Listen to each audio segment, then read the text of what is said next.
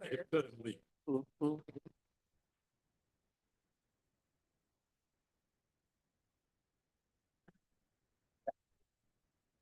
That's right, exactly.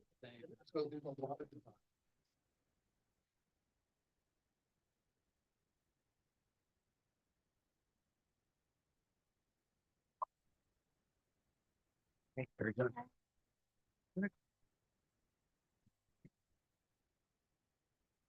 Ready?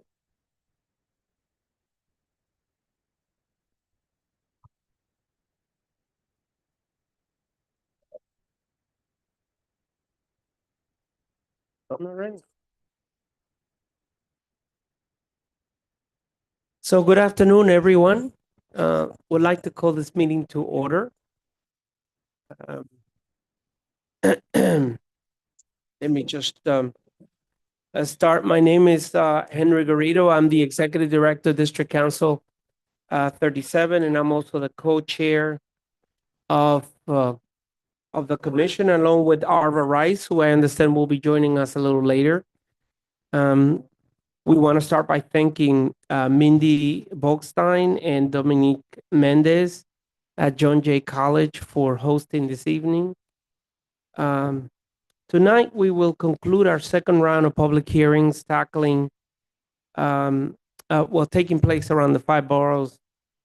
These hearings have continued our effort to solicit proposals from policy experts and the public on substantial effective amendments to the city charter.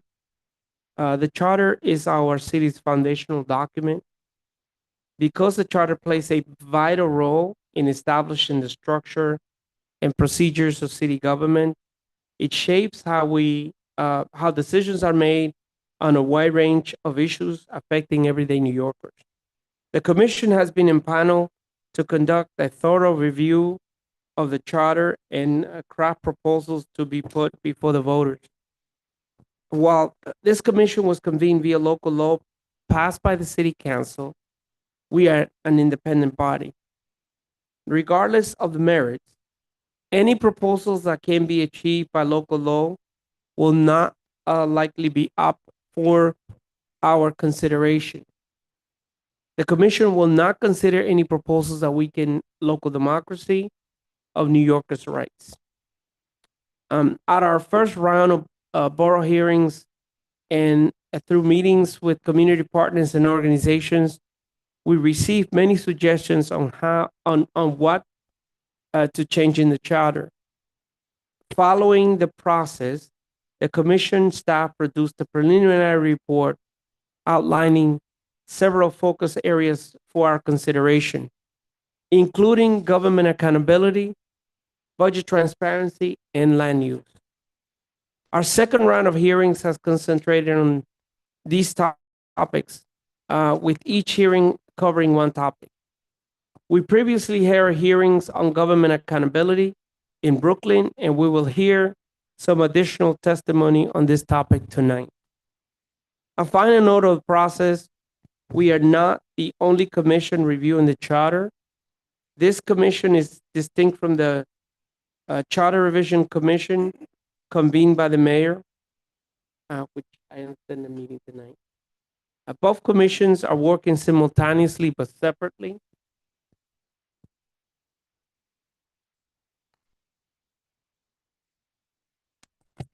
As you can see, the power of democracy is working as we speak. So why don't we just start? Thank you. By asking the commissions to introduce themselves. I just want to acknowledge that to my left is who's serving as our commission's counsel is Harry Black. Isaiah Black, who's joining us as counsel today. But I'd like to ask the members of the commission to briefly introduce themselves, starting to my far right. Navarro. Thank you, Chair Garrido. My name is Navarro Lopez. I have the pleasure and honor of being appointed by Speaker Adams. The other way. Good evening, everyone. My name is Serena Longley. I'm Really happy to be here. This is my favorite topic that the commission's taking on. And I'm an appointee of the Speaker of the City Council, Adrienne Adams. Thanks. Good evening. Mark Winston Griffith, appointed by the Public Advocate, Jemani Williams.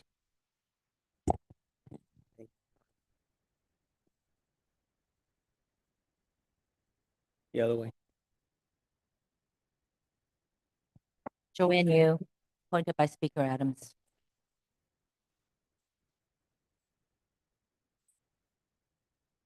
Dr. Ram Raju, appointed by the Staten Island Council, Borough President.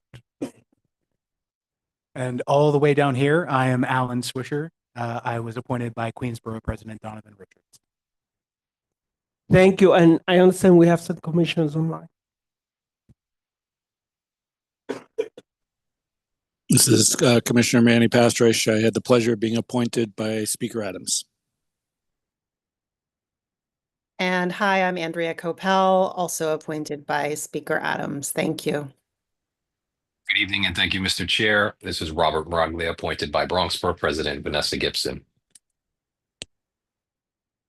So thank you all for coming. We're now going to turn our portion to the testimony portion of tonight's agenda, which will focus on government accountability. As the commission staff indicated in its preliminary report, increasing government accountability could strengthen New York's local democracy in several ways. This includes securing the independence of oversight agencies by establishing baseline investments and making other structural enhancements, subjecting additional commissioners and senior officials to advice and consent, establishing additional means of removing a mayor, increasing transparency surrounding mayoral vetoes and opportunities for public engagement in the veto process, adding duties, responsibilities, and procedural safeguards that the mayor must adhere to when declaring emergencies, and authorizing the city council to submit local laws subject to mandatory referendums at a special elections. Today, the charter contains an array of mechanisms and independent agencies designed to ensure city officials are responsive to the people they serve. Yet structural risks remain, preventing those features from working as designed. The commission is therefore interested in hearing more tonight about how we can update the charter to promote good governance. But before we start hearing the testimony tonight, I remind those in attendance that this is a formal government proceeding and that the quorum must always be observed. As such, audience members shall remain silent at all times.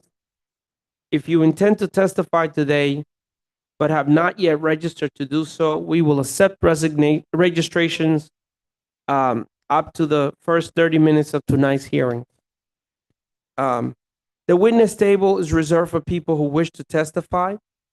Video recording or photography is not allowed from the witness table. At tonight's hearings, we will ask folks to limit their testimony to 3 minutes, and I'm going to be strict on it because we have a lot of people waiting to testify and we have time constraints. I will let you know when your time is up. And while tonight's hearings focuses on government accountability, we will welcome any testimony on proposed revisions to the charter. I'm going to call witnesses up in panels. Commissioners are encouraged to ask questions based on testimony given, but I ask that you hold your questions until each member of the panel has testified. Finally, I ask that our witnesses and commissioners speak directly into the microphone so that our Zoom attendees can clearly hear you. So please, let's go to the first panel. We ask that you introduce yourself and your testimony, and please limit it to 3 minutes. So first, we're going to start with New York State Senator Liz Krueger. To Tony Simone, New York State Assembly. They are both on Zoom, and they're part of the first panel. So, Senator Krueger, good to see you. Thank you very much. Can you hear me? We can hear you. Excellent. Appreciate your time. My name is Liz Krueger. It's spelled wrong on your document, but don't worry about it. I'm the state senator representing the 28th district, which includes the Upper East Side, parts of Manhattan, Midtown Manhattan, and Roosevelt Island. Thank you for holding this important hearing today and giving me the opportunity to testify. I want to bring your attention and the attention of the public a bill that I'm carrying along with Assemblymember Tony Simone, S590. And the bill would be a critical change in state law that we believe would improve transparency, accountability, and increase democratic choice for New York City voters in the charter revision process. The legislation repeals the bumping provision in state law that allows a mayor to use a charter revision commission to block ballot proposals initiated by New Yorkers through a petition process or the city council. It would also require a charter revision commission to be created at least 180 days before submitting any proposal for the ballot and publicly release any proposal 30 days before submission for the ballot. Last year's election provided a perfect example why this legislation is necessary. When the current mayor used a hastily converted charter commission to bump a city council approved proposal he didn't like off the ballot. That robbed voters of their ability to make their voices heard on the issue. Current law allows a mayor to do the same thing to charter revision proposed through voter-initiated petitions, meaning the people sign petitions saying we want a question on the ballot, and the mayor can bump those as well. Mayor Adams is certainly not the only mayor to have used this power, which effectively amounts to a preemptive veto of an election outcome. I would like to quote from the commission's preliminary staff report. When a local law requiring approval in a referendum is blocked from being submitted in a special election and a general election, the voters are denied the opportunity to directly reform their government. Furthermore, the ability of a mayor-appointed commission to unilaterally prevent a referendum where it is otherwise required arguably creates an imbalance in power in favor of the mayor and away from the very people, the voters, that the mayor represents and their representatives, the city council. I couldn't agree more with the quote from the commission's preliminary report. That is why I will continue to work in Albany to pass Senate 590, along with Tony Simone, my co-partner from the Assembly. We want to rebalance the powers between the mayor and the city council so that New York City's democracy remains strong and functional. Thank you for allowing me to testify. Thank you for your testimony. Assemblyman. Good evening. I'm Assemblymember Tony Simone, representing the West Side in the 75th District. I thank the Commission for the invitation to testify today. The Commission to Strengthen Democracy is an aptly named. This year, while many of us share the fears over the actions being taken by the federal government, we must also be wary of the abuse of power at the local level. The City Council is the elected representative of the people, where I once worked. Yet, throughout the history of our city charter, whenever a council-formed charter revision commission is formed, the mayor just happens to form one as well. Coincidence. Under current law, when a mayoral formed commission submits any proposals to the ballot, all other proposals are barred from the ballot. Currently, the charter revision commissions convened by a council can be pushed back indefinitely by a mayor. The so-called bumping provision weakens our democracy. That is why I sponsor legislation with State Senator Liz Krueger, A3665 and S590, to remove the bumping provision, allowing all proposals to be placed on the ballot and add a sensible solution, which is that when there are two competing proposals on the ballot, the one with the more votes shall prevail, whether they be formed through a mayoral or council commission or through a referendum of the voters. I applaud this commission for tackling the issues of oversight and transparency. New Yorkers deserve an open government that they can build trust in. I am particularly pleased to see the recommendations made in the preliminary report regarding land use. Our city is deep in a housing crisis, and this council has taken recent steps forward in addressing the crisis, including the Fair Housing Framework Law and the City of Yes. The Commission should continue to move forward the proposal of requiring community boards to include ideas for growth, improvement, and development in their statement of community district needs. Manhattan Community Board 4 did just that in 2022, which provided housing agencies with a well thought out and detailed blueprint of increasing local housing supply. Additionally, I encourage the Commission to study methods through which our city can streamline the approval process for new housing. By bettering technical support of community boards, local input can be obtained in a way that is both informed and received faster. To escape this housing crisis, our city must build. With our limited open space, this growth must be well planned, but cannot be burdened by long bureaucratic delays and processes. Growth must also occur in neighborhoods across the city. The housing market does not exist in small bubbles. When one part of the city rejects new housing, that puts pressure on the rest of the city, increasing rents for all. I thank the Commission for studying these issues and look forward to your final recommendations to our city charter. Thank you for your testimony. We've been joined by two new commissioners, two additional commissioners in person. So I'll ask you can kindly introduce yourselves, please. Good evening. I'm Rod Jones, and I'm appointed by the City Council Chair. Good evening, Rahul Agrawal, appointed by the mayor. Thank you, Bo. Now we want to open for questions.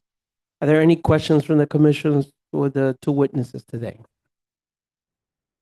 Yeah, Commissioner. Thank you, Commissioner, Chair Garrido. And good to see you, Senator Krueger, and good to see you, Assemblymember Simone.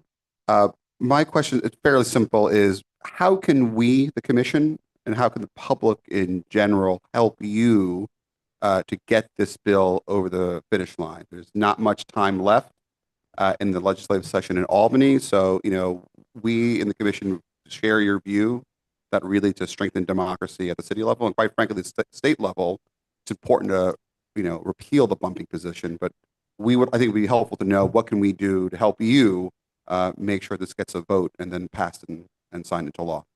I'll answer for the Senate. Okay, I'll let Tony answer for the Assembly. I think as many of you as commissioners, as individual citizens, and anyone listening tonight needs to let their state senator and their assembly member know that this is an important thing to get done. We're not preventing a mayor from putting out proposals. We're just saying enough is enough. Let's let the people also have the right to have their recommendations put on ballots in the city council. So you've got weeks left to contact legislators and urge them to support this bill coming to the floor. Tony. Liz literally said what I was going to say, and I'm glad she went first because she's an expert at this. But look, in true democracies, the loudest and the majority of folks that contact our offices, we look at. I literally tell my staff to tally the constituents in the district on an issue. If I'm undecided, we don't always necessarily agree with the exact sentiments of every constituent, but in the rush to pass our bills with, I think, barely a month to go, a lot of members have many competing bills and interests. It's good that you contact your electeds, you have folks contact the speaker. In my house, the more they hear about how important this is, we've gotten plenty of press on it. We will try to get more in this short window. It rises in their heads and the level of importance and the possibility of passage. I'm confident we could pass it, but I haven't been in Albany as long, or maybe as a staffer in the past. I'm always often surprised how quickly things happen and how slowly things happen. So it really up to the citizens and the folks in the districts to contact their electeds to make this a priority. Thank you. And online, Commissioner Patrick Manning. Thank you, Chairman. And thank you, Senator Krueger, Assemblymember Simone, for your leadership on both these issues and so many others. And I guess my question is, do you have any fears that there could just be too many choices for voters? And if you have that fear, do you think there's anything we should do about it? So when we thought about the bill, Annie, and we wrote the bill, we even got the more complex question. What if you have two ballot questions that seem to contradict each other that you're voting on? And the answer is, well, then whoever gets the majority vote is the one that wins. So I actually think that voters can become pretty sophisticated about how many different ballot issues they're looking at. To be honest, I do feel that mayors tend to just throw things on every time there's an election just to stop other proposals from going forward. So if we had this law, I suspect we wouldn't see quite as many proposals coming out of the mayor each and every time there's an opportunity to vote. But if we lived in an INR state, to be honest, these kinds of things would happen all the time. I agree with this. I agree with the senator, and I think the voters are smarter than you think. So I think it would be welcomed by most voters if this were to pass into law. Thank you. There are a couple of more questions. So, Commissioner. Hi, thank you for your testimony. I don't disagree that voters are sophisticated, but when I think of the last ballot, the last time we had ballot initiatives before the voters, there was some confusion, and I think particularly the way they appear on the ballot and how reductive they can be in their language, that it's difficult for people when they get to the ballot to actually figure out what's going on. And I can see bills, I can see proposals that could potentially confuse. So my question is not around around directly contradicting proposals, but if there's some form of like overlap, so to speak, is there any vision towards some kind of reconciliation before it even gets to the ballot? So I know we passed a law in Albany that ballot initiatives changing the state constitution need to be in simple English at no higher than an 8th grade level because of exactly that concern on constitutional changes. Perhaps the city of New York ought to also pass, if you haven't already, its own rules about what should go on the ballot so that it's simple, and again, no higher than an 8th grade reading level. But for all I know, that's already in law and I just don't know it. All right. Thank you. There's, I think, one more question. Yeah, go ahead. Senator, Assemblyman, thank you for being here tonight and also for sponsoring this bill. One of the questions that I had throughout this process, and I'm not sure whether you've been able to glean this from the legislative history, but why does this bumping provision actually exist in the first place? Was there a rationale for it, or was it just a quirk in state law? Tony, do you know? I do not off the top of my head know why this originally started. I do not, but I know who would definitely know. My predecessor, who was the sponsor of this bill before me. So I will definitely ask my predecessor, Assemblymember Dick Gottfried. I bet you he knows, and we'll know how to find out. For people who don't know Dick, he usually knows whatever it is. Yes. But I will point out, I remember distinctly Mayor Giuliani bumping off a voter ballot question about they didn't want to pay for sports stadiums. Right. And he very much wanted to pay for, I believe it was the Yankee Stadium at that time. And so he was convinced he had to come up with some fairly ridiculous, as I believe, questions to go on the ballot to make sure that the voters couldn't say, why should we spend taxpayer money to build a sports stadium for a private company? I know I was angry about it at the time since I was a voter in New York City at that time. Any other questions? Thank you. I think my understanding is that this bumping provision exists due to a court case, not that it was necessarily the intent of the original law. But my question to the senator and to the assembly member: does your bill just apply to New York City, or is it something that applies throughout the state? I believe our bill would only apply to New York City. Yes. Thank you both for your testimony. We're going to move on, but I truly appreciate you. your coming on today. Thank you for having us. Thank you. Thank So you. we've been Hearing. joined by one additional commissioner. You want to introduce yourself, Commissioner, please? Rachel Goodman, Chief of Staff to the New York City Comptroller, appointed by the Comptroller. Thank you. And we're going to call the next panel, which is our public advocate, Jumani Williams. Would you come to the witness, please? Tape.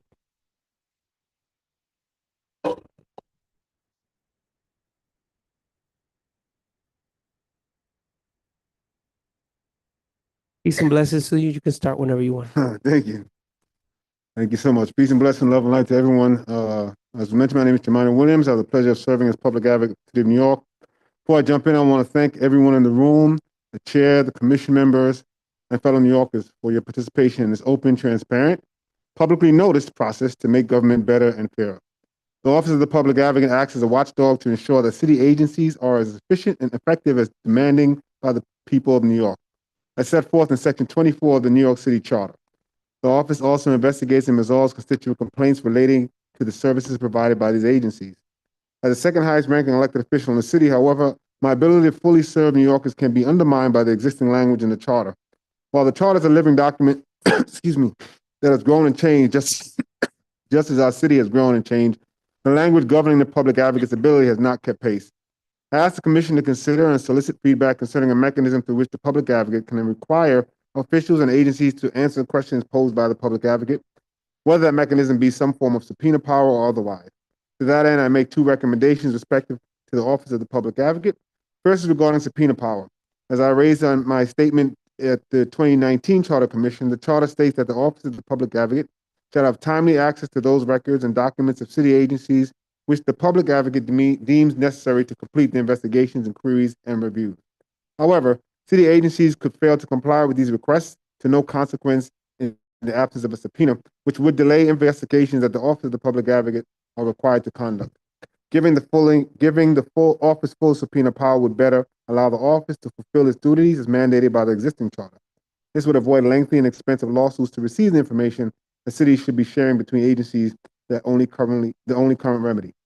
The charter also allows that the public advocate may hold public hearings, but is silent as to whether the public advocate may require witnesses to attend and testify at these hearings, a noticeable gap subpoena power would fill. Additionally, I'd like to call attention to the need regarding standing to sue. In 2019, I also gave testimony on the essential power for independence and to best represent the people of New York City, not afforded to the Office of the Public Advocate, standing to sue. The charter does not make clear public advocate standing to sue on behalf of all the residents of New York City, because the law department has determination over which officials with the Office of Public Advocate independent from mirror agencies. Clarifying the standing to sue would improve transparency and accountability in New York City. The governor recently acknowledged that in the current climate of corruption and the appearance of corruption, that the citywide elected officials in New York City should have the ability to hire independent counsel and have standing to sue. I'd also like to address the charter and support external and independent review of law enforcement bodies.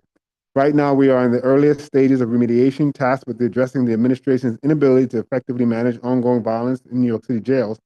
But like Rikers, the court-led oversight will not last forever. We must look to the future.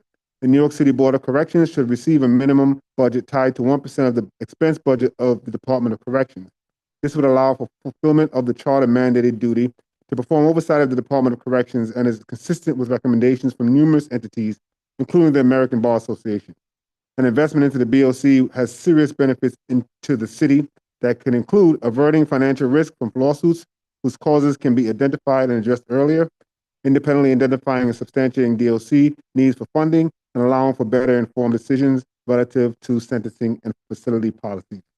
Changing the composition of the Board of Corrections majority mayor appointments to the following system would also allow for independence between agencies. The city's other law enforcement oversight body, the Civilian Complaint Review Board, CCRB, is similarly understaffed.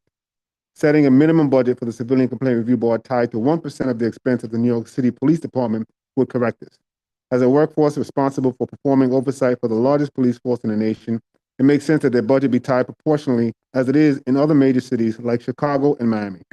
Allowing for direct access to the CCRB for body-worn camera footage and other relevant materials would avoid delays and allow for timely decisions increasing public confidence in the process. Finally, allowing final approval of disciplinary authority decisions to rest with the CCRB, not just the NYPD Commission, is crucial to ensuring accountability for police misconduct and should be considered as well. Thank you very much. Thank you for your testimony. I ask you to stay for a moment. Sure. We're going to hear from Councilwoman Gail Brewer, who's going to testify, and then we have some questions for you. Councilwoman, are you on? I am. Thank you very you, much. Okay, go ahead. Thank you We so can much. hear you now. Go I ahead. am Gail Brewer. I represent the Upper West Side, and I am did speak previously on March 10th at New York Law School, but I wanted to add a couple more items. The report that you did, the preliminary staff report, emphasizes correctly minimum budgets for oversight agencies, and I pay attention to this because I am chair of Oversight and Investigations Committee. I testified in March that this model has been successful with the IBO, whose funding is tied to the Office of Management and Budget, the kind of thing that the public advocate just talked about. And similar models should be considered for all oversight agencies, as you just heard. Your staff listed 8 such watchdogs, some of which I'm embarrassed to say I forgot, but you remembered. But omitted was the Special Commissioner of Investigation for the New York City School District, meaning the Department of Education, known as SCI. I chaired an oversight hearing on SCI in June 2024, and I urged this commission to include SCI in any plans to strengthen independent oversight agencies. Like other oversight agencies, SCI investigates fraud, corruption, and serious misconduct at DOE and 2 retirement systems.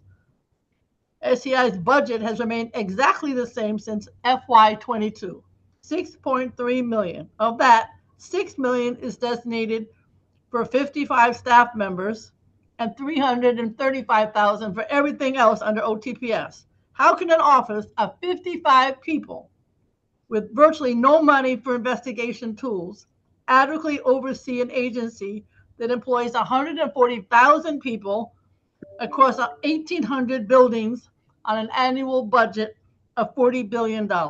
So I know that tonight is mostly about government accountability, so I wanted to mention that to you.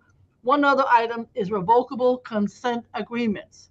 You know that a revocable consent grants an individual or an organization the right to construct and maintain structures on or over inalienable city property. Generally, these revocable consents are granted for 10 years and they can be renewed. As it sounds, the city retains the right to revoke an agreement at any time. Current rules around revocable consents are encumbrances to sensible uses in the public right-of-way, like sidewalk cafes, roadway cafes, now e-bike battery swapping cabinets, and electric vehicle chargers. All fine. This is the challenge. There is a long time frame to obtain a revocable consent agreement. You got to advertise on the local paper. You have to go levels of review, and of course you have to pay quite a bit out-of-pocket expenses. So the goals of the agreement, in my opinion, should be changed, and they can be accomplished with a simple permit. Thank you for the opportunity to testify again, and I really appreciate it, and I love being with the public advocate. Thank you very much. Thank you, Councilwoman. Before we go into questions, I wanted to acknowledge we've been joined by our co-chair, Barbara Rice, if you'd like to. Good evening, everyone. Good evening, everyone. I'm serving as co-chair, and thank you for taking the time to be part of our conversation. Thank you. Question, go ahead. Hello. Thank you, council member, and thank you, public advocate, for the testimony. I have a question for the public advocate. You spoke about your recommendation that we try to get subpoena power in the charter for the public advocate. Can you speak a little more to why the current mechanisms don't work and haven't worked? And specifically, I'm curious, one thing you mentioned was you can request information, but without the ability to enforce it. And I couldn't tell if you were saying there's an ability once you request, if an agency doesn't respond, if you have any tools to escalate it or get a subpoena at any point currently. And then I'd also love to know if your office has ever tried to request that a court conduct a summary inquiry and how that went and why that isn't a sufficient mechanism. Um, Thank you. And actually, in 2019, we gave a list of recommendations to try to strengthen the office. Thankfully, one was accepted, which was they can no longer, if you recall, Betsy Gachbaum's budget was demolished by Mayor Bloomberg because of some of the changes that were made then. That can no longer happen, so that was a plus. But as I mentioned, the subpoena power is still something that we think would strengthen. There is no other mechanism. We can ask for the information if they don't give it. Public pressure or trying to go to court. Going to court is as you may know, it's just it's a longer battle, and it's a little it takes a lot more effort and resources. And we have less people don't know we have less money than most of the borough presidents have. And so we're trying to figure out how we can use that as efficiently as possible. So having something else that's a little stronger before we get to court might make things move a little smoother. What about, have you ever tried requesting the court to conduct an inquiry? We have not. Okay. Is there a reason why not, or? No, I've spoken to my GC about this a few times. We should try that. I know that sometimes going to court in the past has actually weakened the public advocate, so we sometimes get a little concerned. But I'm gonna definitely bring that up with my general counsel and see if she has something else to add to it. Yeah, I know you have excellent general counsel, so. Absolutely. Thank you. Thank you. And I have some policy here. The team is as well taking notes. But thank you. Yeah. Good to see you, Public Advocate. Good to see you. I think we all got a crash course in mayoral removal recently, and I think everybody in New York City is very familiar with all the arguments. In your position, what other mechanisms should the charter consider for mayoral removal? That's my first question. My second question is, where did you get that big Knicks necklace? Oh, so the second one first. I knew I wasn't going to make the game, so I went over to the garden to just pick up some paraphernalia. Their paraphernalia is really expensive, so I tried to find something that made sense, and that chain made a lot of sense. So I appreciate it, and it was a good luck charm because now we about to face the Pacers. So, I actually think there is the mechanisms there to remove the mayor. So I haven't thought about adding additional ones. It seems like there was enough there. People chose not to do it. And then, so I don't know if adding another one would allow it to be done or not be done. But it was clear to me, very clear to me, that I think if the mayor had as much love for the city as he had for himself, he would have took it upon himself to make a different decision than he did. I understood what some of the struggles that people were going through. So I know it's a difficult position. I'm speaking for myself. I think the city can't move away from the Adams administration fast enough. Thank you. Mr. Public Advocate, you may have already addressed this, so my apologies for being a bit tardy, but I know that you and I have spoken a lot about the CCRB. And so I wanted to hear once again, what were some of your recommendations as we look at that, particularly within the charter revision? I think, yeah, we did mention trying to get the budget for CCRB tied to 1% of the budget for New York City Police Department to correct some of the things that we have spoken about before, and possibly considering disciplinary authority decision resting with the CCRB and not just the NYPD commissioner. I'd be interested to try to figure out even through myself what that looks like. But I do know the fact that it all rests with just one person, the commissioner, is a problem, and the CCRB being able to be ridden over time and time again is an issue. Now we have another problem with some members internally, I think, changing course from in a way that hasn't happened before. People, it seems that from what I've been reading and hearing from people who I know on the board, including my own appointee, there's a problem with some of the folks who would normally not side the way they are, doing just the opposite. But I'm not sure what the correction for that is. Thank you. Any other questions?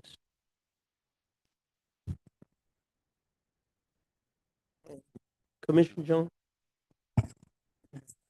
Good evening, Commissioner. Good evening, Mr. Williams. So can you help us to understand, have you run up against situations where you're actually requesting information and not getting it, and that's the driver of subpoena? Yes, as you might imagine, it happens, and it's not unknown to the public. My relationship with the administration has probably gotten more strained as time has gone forward. I will say there are some times when they do respond, so I don't want to pretend that that's something that never happens. Sometimes that some public pressure can get folks to respond as well, but there are a number of letters that we've sent out and haven't gotten responses to. And then you have to decide how much energy do you want to put in to getting it. I think if we had an additional tool, that would make the responses maybe come a little quicker, and we wouldn't have to decide where we put the pressure and don't put the pressure. But I do want to give them some credit for responding to a number of the letters that we have. Commissioner Lopez. Thank you, and good afternoon, Mr. Public Advocate. Thanks for being here today. Appreciate your support of the Knicks. My question, a lot that we've talked about during these hearings are powers of appointments to various boards and commissions in New York City. I wanted to get your thoughts. Are there any boards or commissions that you feel the public advocate deserves a voice and appointee on, any in particular, that don't have a representative from the PA's office, but should be getting one? Can I call my policy person real quick? Is that all right? Yeah. Yes. Yeah, we have. I think we've discussed them before.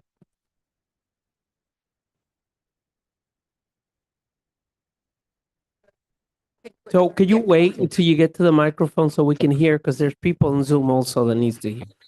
Apologies. The one thing that the PA Microphone, please. Thank you. Sorry. Besides this one, this is the old Yeah, one? I was going to say I was going to go into Yeah. the Board of Corrections.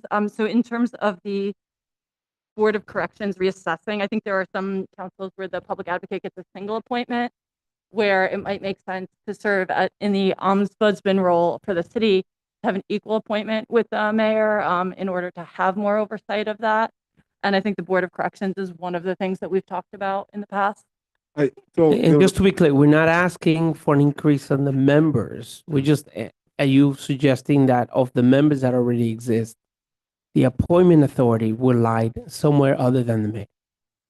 Yeah, we put The an majority, example. I would just say, not all of it, but majority. Yeah, we put an example. I didn't read it because of time, but we put an example in the testimonial for the Board of Corrections, allowing the chair to be jointly appointed by the mayor and the city council rather than solely by the mayor. We also added that maybe one of them could be from the office of the public advocate. Any other one? Can you state your name for the record? Oh, I'm sorry. I'm Veronica Avis. I'm the Chief Deputy Public Advocate for Policy in the Public Advocate's Office. And also, I would love to follow up with that as well. We're going to look through again all the other ones that we looked at and definitely follow up with you. Commissioner Long. Thank you. I'm going back to my original line of questioning. I'm just curious, because with a subpoena, you would probably potentially someone could not respond to it as well. You'd have to go to court. And currently, it sounds like you're able to, if you make a request and someone doesn't respond, you can also go to court to enforce that. Am I understanding that correctly? Well, you can always go to court. Okay. So it's not, the charter doesn't say you can go to court. That's the only other thing that we can do. But giving a subpoena is an additional tool. I mean, people can ignore things they want to ignore. But from making the request to jump into court, it would be great to have another tool that gives us some more weight. So when we ask, they do know that it's backed. Also, the charter isn't clear about what happens, or if they have to. Or we had another argument about this that we actually won when we tested my ministerial duties when it came to signing the tax assessment. We actually thankfully won that one, but it wasn't clear if we would or wouldn't. So sometimes it's worrisome how the charter is written, what would actually happen in court. I think if there was subpoena power for it, it would actually strengthen the wording of the charter and make it very clear that this is something that you have to respond to. Can I do one follow-up? Do you have any thoughts on, given there's at least some public perception that giving too much power to someone like the the Office of the Public Advocate could be abused potentially to try to go after a political rival, and that power could be abused. Do you have any thoughts on ideas for how to balance those interests, potentially competing interests, if there were to be more, more enhanced tools for the public advocate? You also have ideas of other ways to curb potential conflicts of interest and political ambition. No, I think that's a very good thing to worry about, and I actually brought it up to my staff of what it is that we can present. So I think it's something to be thought about. Perhaps it has to be maybe with one of the borough presidents or someone else. The council already has their own powers, so it wouldn't be there. But I could see trying to make sure that it's not abused, and so we didn't come with a particular answer to that. But that might be one of the recommendations that someone else could join in with asking for that, using the subpoena to request that information. But I also love to have further discussions of what that can look like. But I think without the strengthening of it, it does task the minimum resources we have and where we're going to use our resources to make sure that we get that information. Thank you, Commissioner Raju. Thank you very much for being here today. And I can talk with a little bit of authority on correctional health because I ran two largest correctional health systems in the country, one in Rikers and one in Cermak in Chicago. Appointing more members is fine, but correctional health has emerged as a separate specialty by itself in the last 10 years in the country. So I think probably we should really think about appointing somebody with correctional health expertise into this correction board of corrections, which would be serve the people much better. That's my opinion. Thank you. So if you're talking about appointing people that have meet certain requirements. Yeah, I think there must be a requirement that certain board members should have correction health specialty and expertise to be in the correctional board. That will probably help the both sides of the coin so that the people are taking care of it. Most of the problems that are encountering correctional health are the health issues which are not is addressed, mental health issues, other behavioral issues which are not addressed correctly, and that creates a lot of problem. So are you saying Board of Corrections or Correction of Health? No. Board of Corrections should have a expertise in correction health to be appointed to the board. So one, I don't mind trying to require certain requirements for some of the appointees. I do think that you shouldn't put them on all of them, but that wouldn't change whether or not we are recommending that one of them be appointed by the public advocate or changing some of the powers of who gets to appoint. All right, thank you, sir, for your testimony. Thank you, Councilwoman. Also, and I'm also honored to be here with Councilman Miguel. I want to make sure I don't get in trouble. All right, well, back here. Thank you.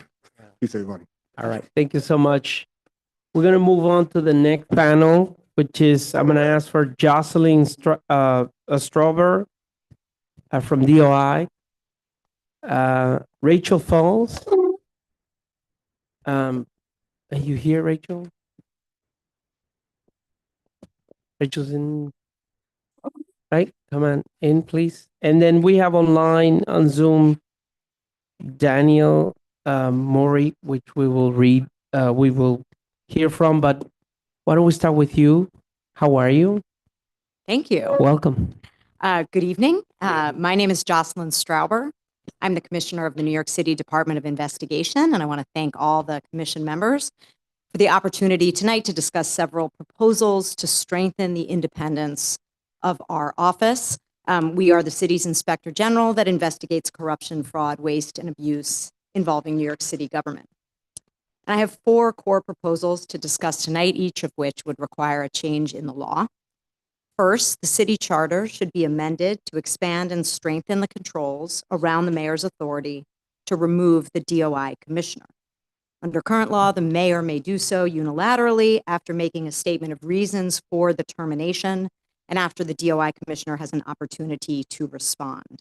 This process is intended to reduce the risk of removal for an improper purpose, but the charter does not currently require that removal be for cause, and like I said, it allows the mayor to act unilaterally. The law should be amended to add 2 additional requirements. First, a requirement that removal be for cause only, And second, a requirement that the city council approve any removal. Second, the charter should establish a tenure of 5 or 7 years for the DOI commissioner so that the commissioner's term would span administrations, thereby limiting the risk that a DOI commissioner would be subject to the improper influence or retaliation by any mayoral administration.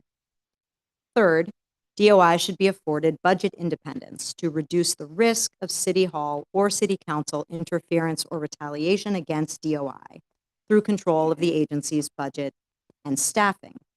DOI has done some preliminary analysis regarding the best model for an independent budget, and generally have concluded that an appropriate budget would be best established by determining our budget as a percentage of the city's budget, not a novel approach in the oversight space.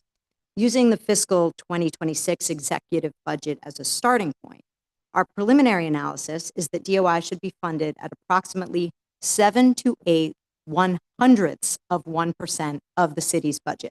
That is 0.07 to 0.08% of the more than $115 billion that the city plans on spending next year, which in our view is a modest investment in absolute terms and relatively to the value that DOI provides. Equally important, we propose that statutory language be included to explicitly protect DOI's ability to spend within its budget in the best interest of the agency, including as to hiring, salary, promotion, and OTPS expenditures without external approvals. Fourth, the charter should be amended to codify some of the provisions and authorities currently granted to DOI through mayoral executive orders.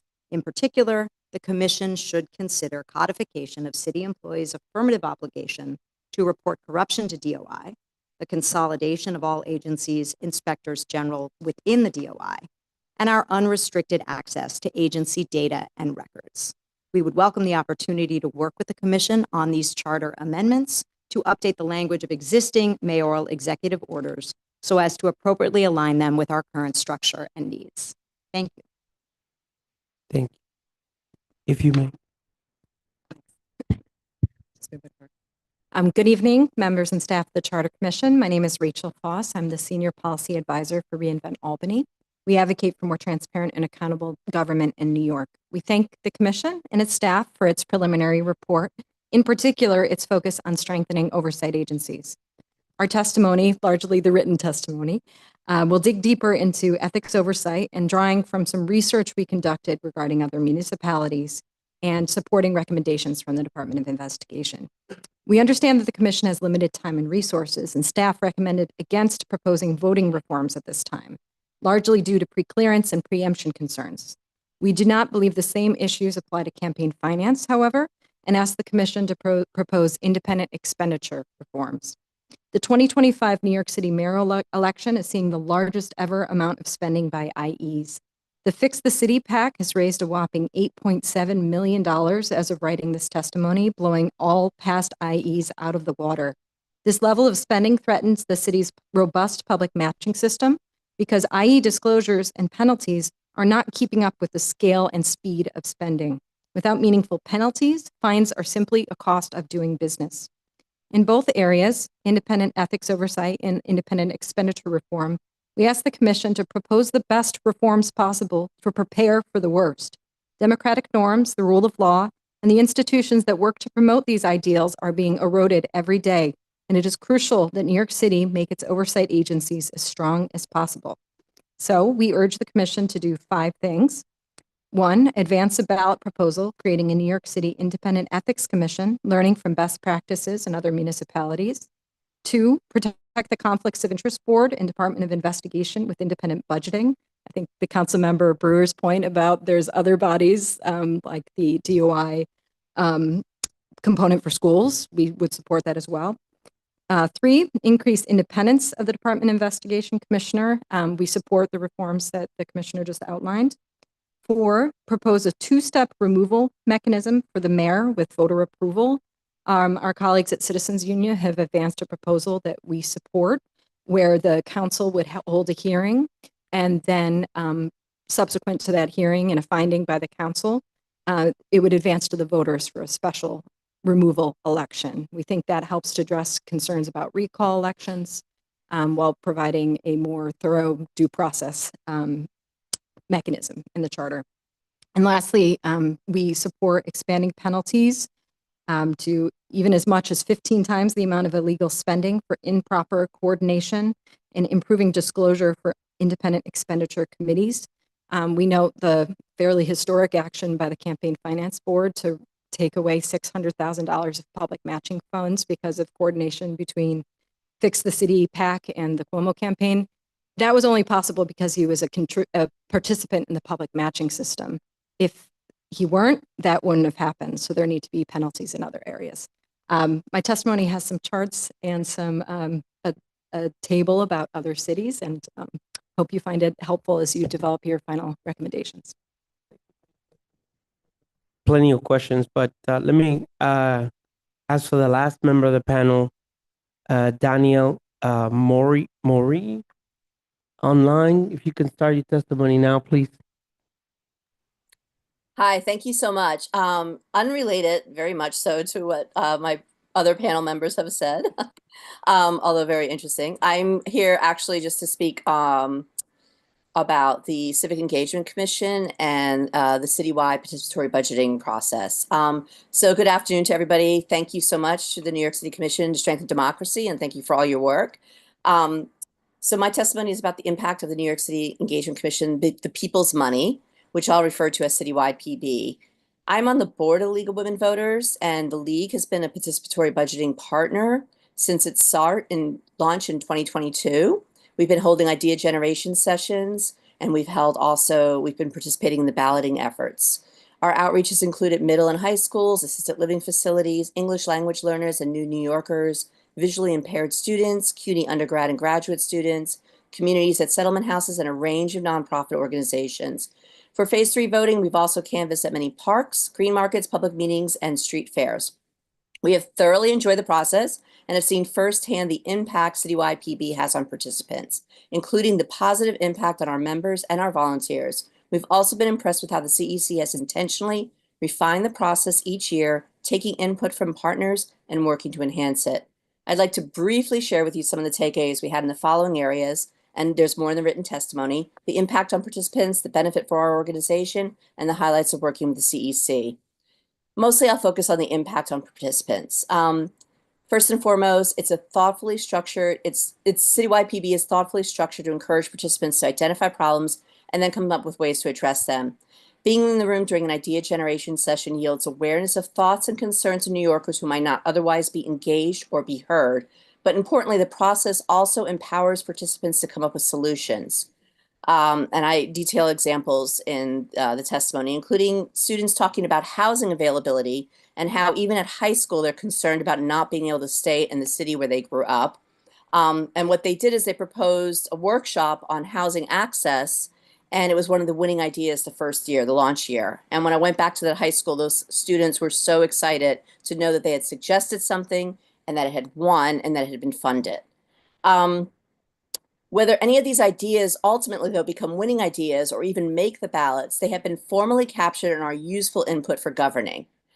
Additionally, PB engages people directly in the process of local government, and it helps people understand what happens on charter revisions because I explained to them how it came to be.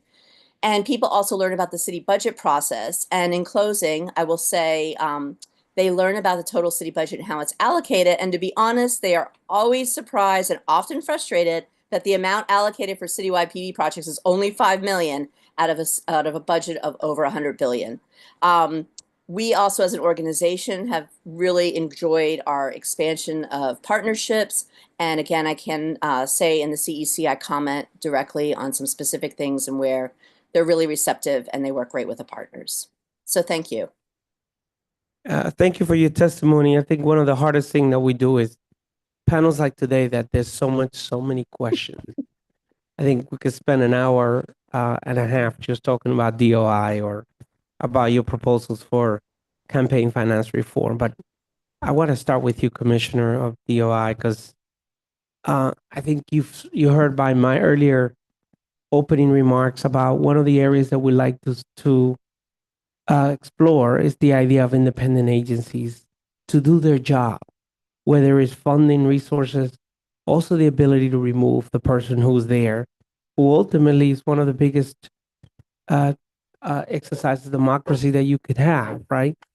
So one of the recommendations you made was that the appointment be made for 10 years. I think that's 5 to 7, okay. Well, maybe it was not my- quite 10. I think I was hoping you went to 10. But okay, notwithstanding that, who would then do the appointment? If not the mayor, if not the council, who would you envision to do the formal appointment and or removal, right, with cost? You mentioned the mayor plus the council with approval. Who would do the appointment? So we're not proposing changes to the current appointment process. We're only proposing changes to the timing.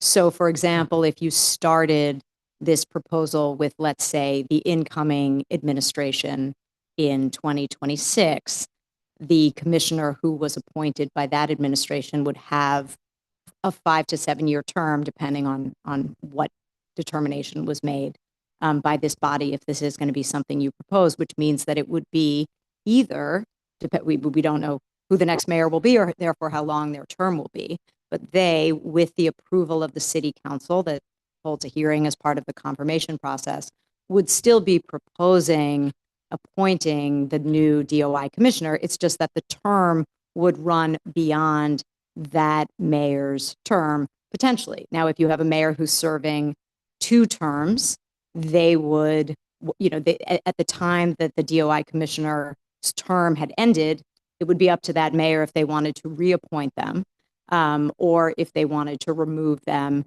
which I think, we haven't worked through every permutation of this, but I think removal would need to be for cause in that event as well. But the fundamentals of the appointment process wouldn't change. The commissioner would be appointed by the mayor and then subject to city council confirmation. The real change here, as you said, is to the removal process, which would now also require the approval of the city council and would need to be for cause. All right, we got a lot of questions. So why don't we start to my right? Thank you. Commissioner, I wanted to ask you a question about removal. And you stated the conditions or the ways in which removal would occur. And my question is, just want to sort of dig a little deeper into what is prompting that. That is, to what extent have you seen issues, problems, abuses that you want to see addressed? Has there been a history of that? Or is it more that you see a gap in the charter and want to fill that gap? And I guess my accompanying question is, it just went out of my head. But when it comes to removal, okay, what's the rationale for the DOI commissioner having more protections than other commissioners? Sure. So I think the big picture rationale for the DOI commissioner already has more protection than other commissioners, right? Because the mayor has to give a statement of reasons to which the commissioner can respond. And to get to the first part of your question, what we've identified, I think, is a vulnerability or a risk. It's not a historical issue of abuse. It's certainly not any indication of any current abuse. I want to make that clear.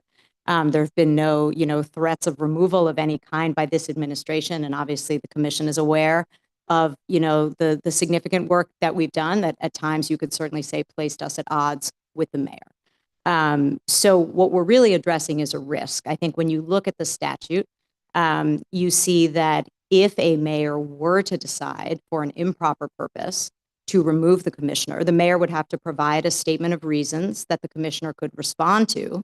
And depending on what those reasons were and how plausible they were, there might be public pressure of some kind on the mayor to sort of step back from that position. But there is no other body that provides a check at the city council level or any other level, and no legal basis that I'm aware of to prevent the mayor from removing the commissioner for any reason, as long as he made a statement of those reasons. Now, certainly the current law is intended, I think, to ensure that removal would only be for a proper basis, and perhaps contemplates that the mayor, whoever the mayor was, would not make a public statement of reasons that was implausible or improper. But I think there is a gap there. And I think ultimately, were a mayor to try to do that for an improper purpose, the statute is much less protective. The charter is much less protective than it might immediately appear. So that's the basis for the proposal.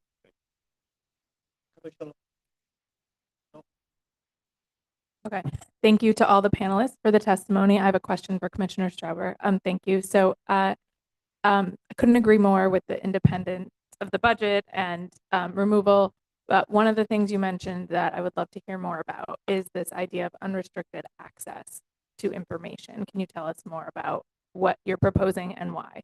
And sure, to be clear, that is not a change in sort of the current law when you look at the mayoral executive orders. So by executive order, DOI has access on request and at times, where we can do so covertly to any city record that we wish to review for any, investigative purpose.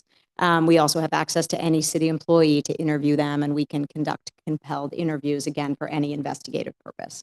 What we're identifying here is that those authorities are the feature of mayoral executive orders, which, while they have, been consistently in place for many years, in theory could be changed. So if we're by a mayor, again, for any reason, subject only perhaps to the public pressure of restricting DOI's authorities, for an improper or a seemingly improper purpose. And so as we're, thinking about ways to strengthen the agency, that is one way to further strengthen it would be to codify those authorities in the city charter, as opposed to making them subject to an executive order that could be changed, or I should say protected only by being part of an executive order that could be changed. Thanks. Can I follow up quickly? When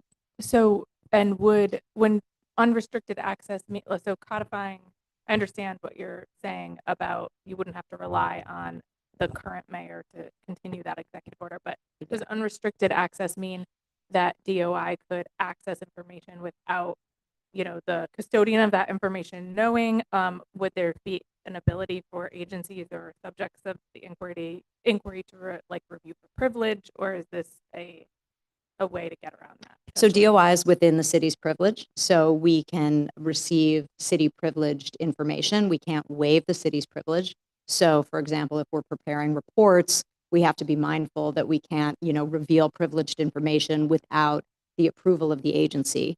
Our current access, yes, can in certain circumstances include, covert access of a kind that a city employee would not necessarily know about.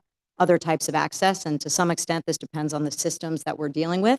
We need to go to the agency to ask for information. That's not a feature of the law or the executive orders. It's simply a feature of sort of how the information is housed and held, and whether as a practical matter we can access it covertly or not.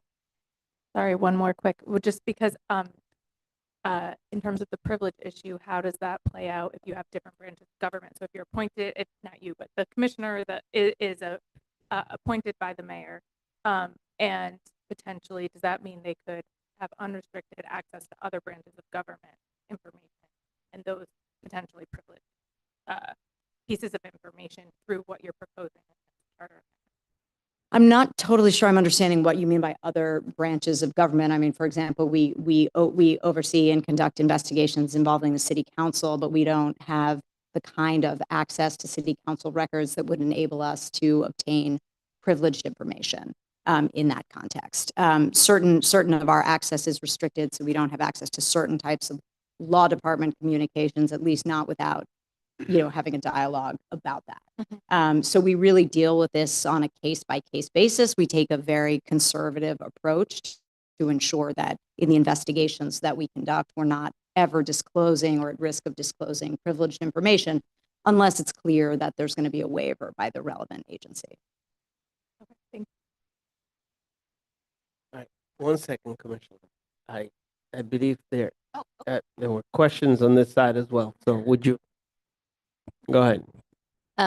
My question's for Rachel, and it's probably pretty quick. The current law that requires disclosure by independent expenditures of their top 3 donors was passed by the city council as local law. Do you feel like any of the recommendations that you've made here regarding independent expenditures could be handled the same way? Because the commission is always trying to avoid places where the solution could be legislated. I think because of the moment we're in and the experience we're having with the election, it's timely. I think, it could potentially be done by local law, but I think that there's a good reason to do it and or certainly have the commission report, explore it as an issue that needs to be addressed. We would encourage you to do it via charter. It is an issue of democracy in many ways, and the voters having them weigh in on it, I think, is powerful. Commissioner Lopez. Thank you, Chair. My question is for the Commissioner. You mentioned in your testimony 2 items that I was hoping you could elaborate more on. One was the, no external approvals for hiring. So a bit more detail on that. And also just what you meant by the consolidation of inspector generals, the DOI inspector generals in the agencies. So to start with the first one, currently, the way our office is structured, we have, depending on how you counted, 13 or 14 squads, and each squad oversees an agency or group of agencies.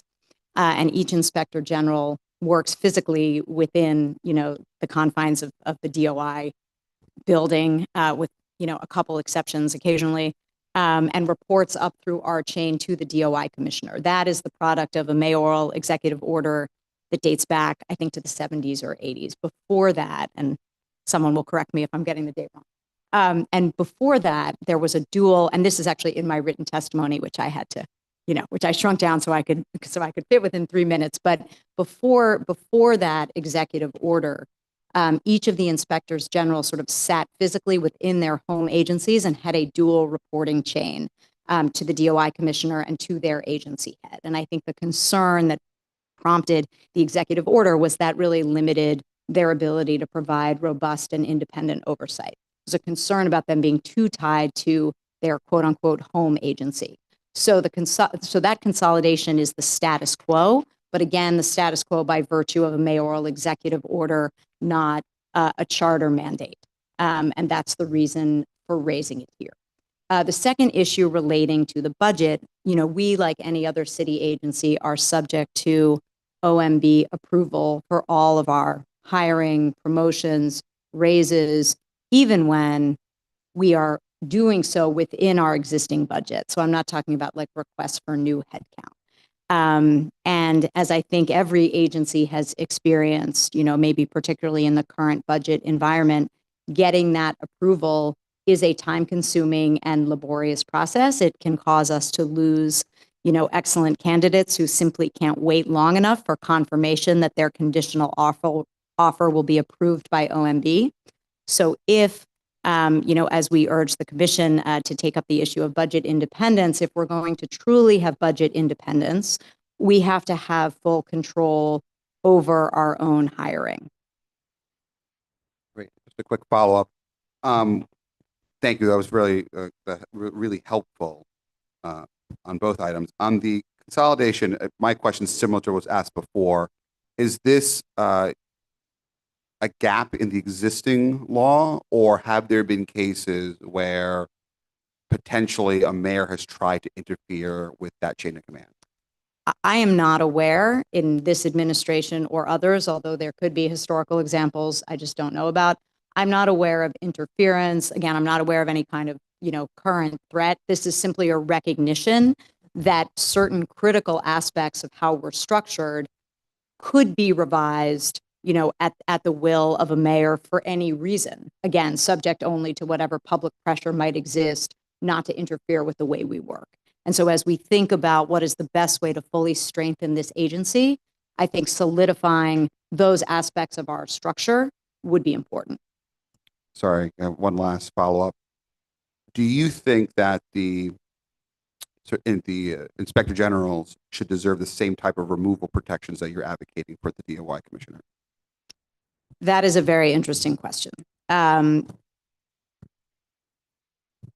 We have not been concerned that there is a vulnerability there. And the DOI, so you're really contemplating the risk of the mayor or someone in the administration sort of reaching into the organization beyond the commissioner. I would like to give that some additional thought, but I have to say, we control obviously the selection, the hiring, the promotion of folks to the inspector general roles, as well as, in the rare occasion when it might be appropriate, removal. I don't know that more protection like that is required, but I can certainly give that some more thought. It's not part of our proposal. It certainly wasn't, top of mind. Great. Thank you so much. Thank you. Before Commissioner Agarwal. Thanks. Commissioner Strouber, good to see you.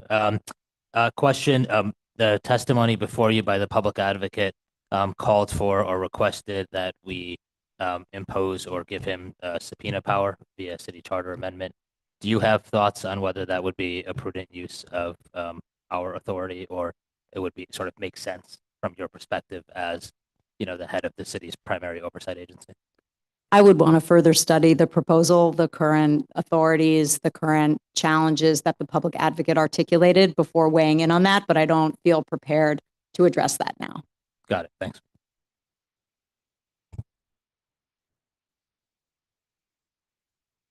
Commissioner John. So, Commissioner, thank you. My question around hiring is it your sense that the delays that you have with getting approvals are unusual in the pace of the city right now?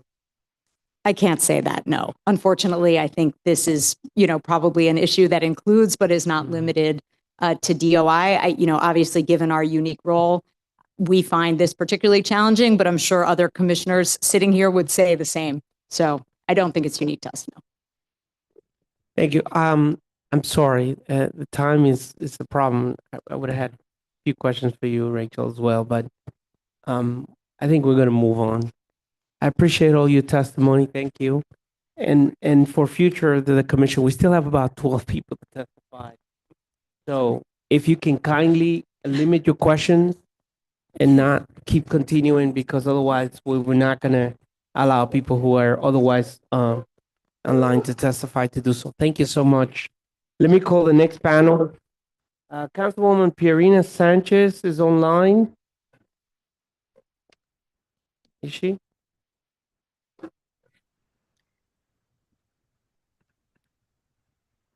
Yes. Hello. Hi. Hi. How are you? Good. How are you? Thank you for having me. Thank you for being here. Could you start your testimony, please? Thank you. Thank you. Co-chairs Garrido and Rice, members of the commission. My name is Pierina Sanchez, the city council member representing the 14th district in the Bronx, home to the neighborhoods of Kingsbridge, Fordham, University Heights, and Mount Hope, and chair of the New York City Council's Committee on Housing and Buildings. I want to first commend the commission for its focus in your preliminary staff report on two critical issues. Excuse me, getting over something. Two issues, fair housing and community planning. These areas will be the focus of my testimony tonight and are near and dear to my heart. My staff convinced me it was important for me to share a bit of my background, so I will. I was born and raised in the community that I now represent, a community that faces significant housing challenges on nearly every level. From my childhood in the West Bronx to now serving as a city council member, I've held several roles that have given me the perspective I hold today on matters of housing and land use. I served for 4 years as the New York Director of Regional Plan Association, where I authored the Inclusive City Report, focused on equitable planning and land use strategies, as well as pushed out a regional analysis of housing displacement risk and residential segregation. In my own community of the West Bronx, I co-founded the Jerome Avenue Revitalization Collaborative, or JARC, in response to the Jerome Avenue rezoning, during which I served on Bronx Community Board 5. And in its 7 years of existence, JARC's task has been twofold: to ensure implementation of the rezoning's points of agreement and to advance inclusive growth along the Jerome corridor. In my time at City Hall during the de Blasio administration, I negotiated several rezonings, including the Bay Street Corridor neighborhood plan in Staten Island and a number of smaller projects throughout the 5 boroughs. And finally, in my first 4 years as council members, I've championed the bold steps that we need to take to confront the housing crisis, including supporting the City of Yes zoning text amendment in tandem with $5 billion in City for All investments that the council secured and is working with the administration to implement. I mention all of this to ground my testimony in the experiences that have spanned many sides of the land use process as a community advocate, a planner, a city hall negotiator, and now as an elected official. Tonight, I would like to offer my perspective on land use reforms to the city charter that will bring us closer to a just city, where all New Yorkers, regardless of background, have the opportunity to put down roots and call this place home. I sincerely hope that this commission will think big as it considers structural reform, and that you do so with faith in New Yorkers, faith that when equipped with the right tools, when treated with respect by their city government, our neighbors can be invaluable partners in planning for our collective future. First, the commission should consider charter reforms that build upon the Speaker's Fair Housing Framework, passed in December of 2023. This legislation is an important step toward addressing a striking inequity. In the past decade, just 10 council districts, including mine, have built more than the other 41 combined. That is unacceptable. For far too long, the same neighborhoods have been asked to bear the entire city's burden. While citywide text amendments are an important step, we should pursue changes to the system that ensure that every community does its part. The framework requires, starting next year, actually, that the city set 5-year housing targets for each of our 59 community districts. These targets are to be incorporated into the city's fair housing plan and are accompanied with a strategic equity framework that will identify barriers to ensuring that every community contributes their fair share of housing and affordable housing. Setting targets is a good baseline, but what comes next? What happens if a community district consistently does not reach its targets? What happens to those that do? What combination of carrots and sticks can the city establish to incentivize compliance? How can we empower communities to chart their own path to reaching their housing targets? To allow the city's fair housing framework to reach its full potential, the commission should again consider a charter mechanism that gives the framework teeth. Some kind of enforceability or expedited review for districts that fall short of meeting their fair share. If very little new housing is being built in an area, not because of market conditions, but because of a refusal to approve even a modest number of new homes, our land use process must be able to solve for that scenario. Similarly, the commission should consider whether existing community planning tools in the charter can be better integrated with the fair housing framework so that districts who want to meet their targets are empowered to do so through planning, not just zoning. The commission. Councilwoman, if you can summarize the testimony because we're way past. Sure. the Okay. time. Okay, 2 more points. The second point is that the commission should consider charter reforms that allow for accelerated review process for projects that are 100% affordable and target neighborhood level incomes, 2, fall below a certain density threshold and are disincentivized through ULURP today, and 3, align with an adopted community plan. And finally, I'm just gonna skip down. There was a lot that I'm not saying, but finally, I want to say that our city often engages in piecemeal planning across agencies. The commission should revisit the idea of implementing a comprehensive planning framework like the one considered in the 2019 Charter Revision Commission that aligns with existing plans and centers fair housing, racial, economic, health, and climate justice, and is grounded in robust community engagement. A comprehensive plan with enforceable district-level targets would also help ease the burden on the ULURP process and reduce the outsized influence of NIMBYism in blocking projects that can benefit our broader city. Thank you, commissioners, for your time and attention to these critical issues. Thank you for your testimony. I know there's going to be questions. I'm going to ask you one because we've heard ample testimony throughout the boroughs regarding the ULURP process. Whether you think the current ULURP process works. I'd love to hear your opinion. Whether I think it works? Yes, whether you think the current ULURP process as it is defined now works. Yeah. Thank you for the question. So in part of when I worked at Regional Plan Association, we did a look at the 50 states and municipalities across the country and what are their processes for approving or changing, making changes to their land use regulations. And what we concluded was that ULURP is actually the best because it is predictable. 7 months, that's when it starts, that's when it ends, and different stages that allow for input by many. Just because it's the best doesn't mean that it's working or that it's great. And that's what I always say is that unfortunately the bar is low. So I think that the good things about ULURP, the time frame, we should hold on to. But the bad things about ULURP, including how much pressure ULURP puts on just one council member, it's not a matter of statute or law that we have member deference in the city council and that we've had it for so long. It's a matter of culture and it's a matter of pressure. And that pressure is created because ULURP is like the one time that communities get to weigh in into land use decisions in the city. So that's why I remain a proponent of comprehensive planning, to relieve that pressure and create a sort of container in which we're planning for land use decisions in the city of New York. And then when there's exceptional projects or specific changes that should be considered, that's when ULURP comes into play. Because right now we're a city that does a lot of individual bite-sized zoning and individual bite-sized planning in some ways, but not one that thinks comprehensively and allows for the public to chime in into the bigger picture.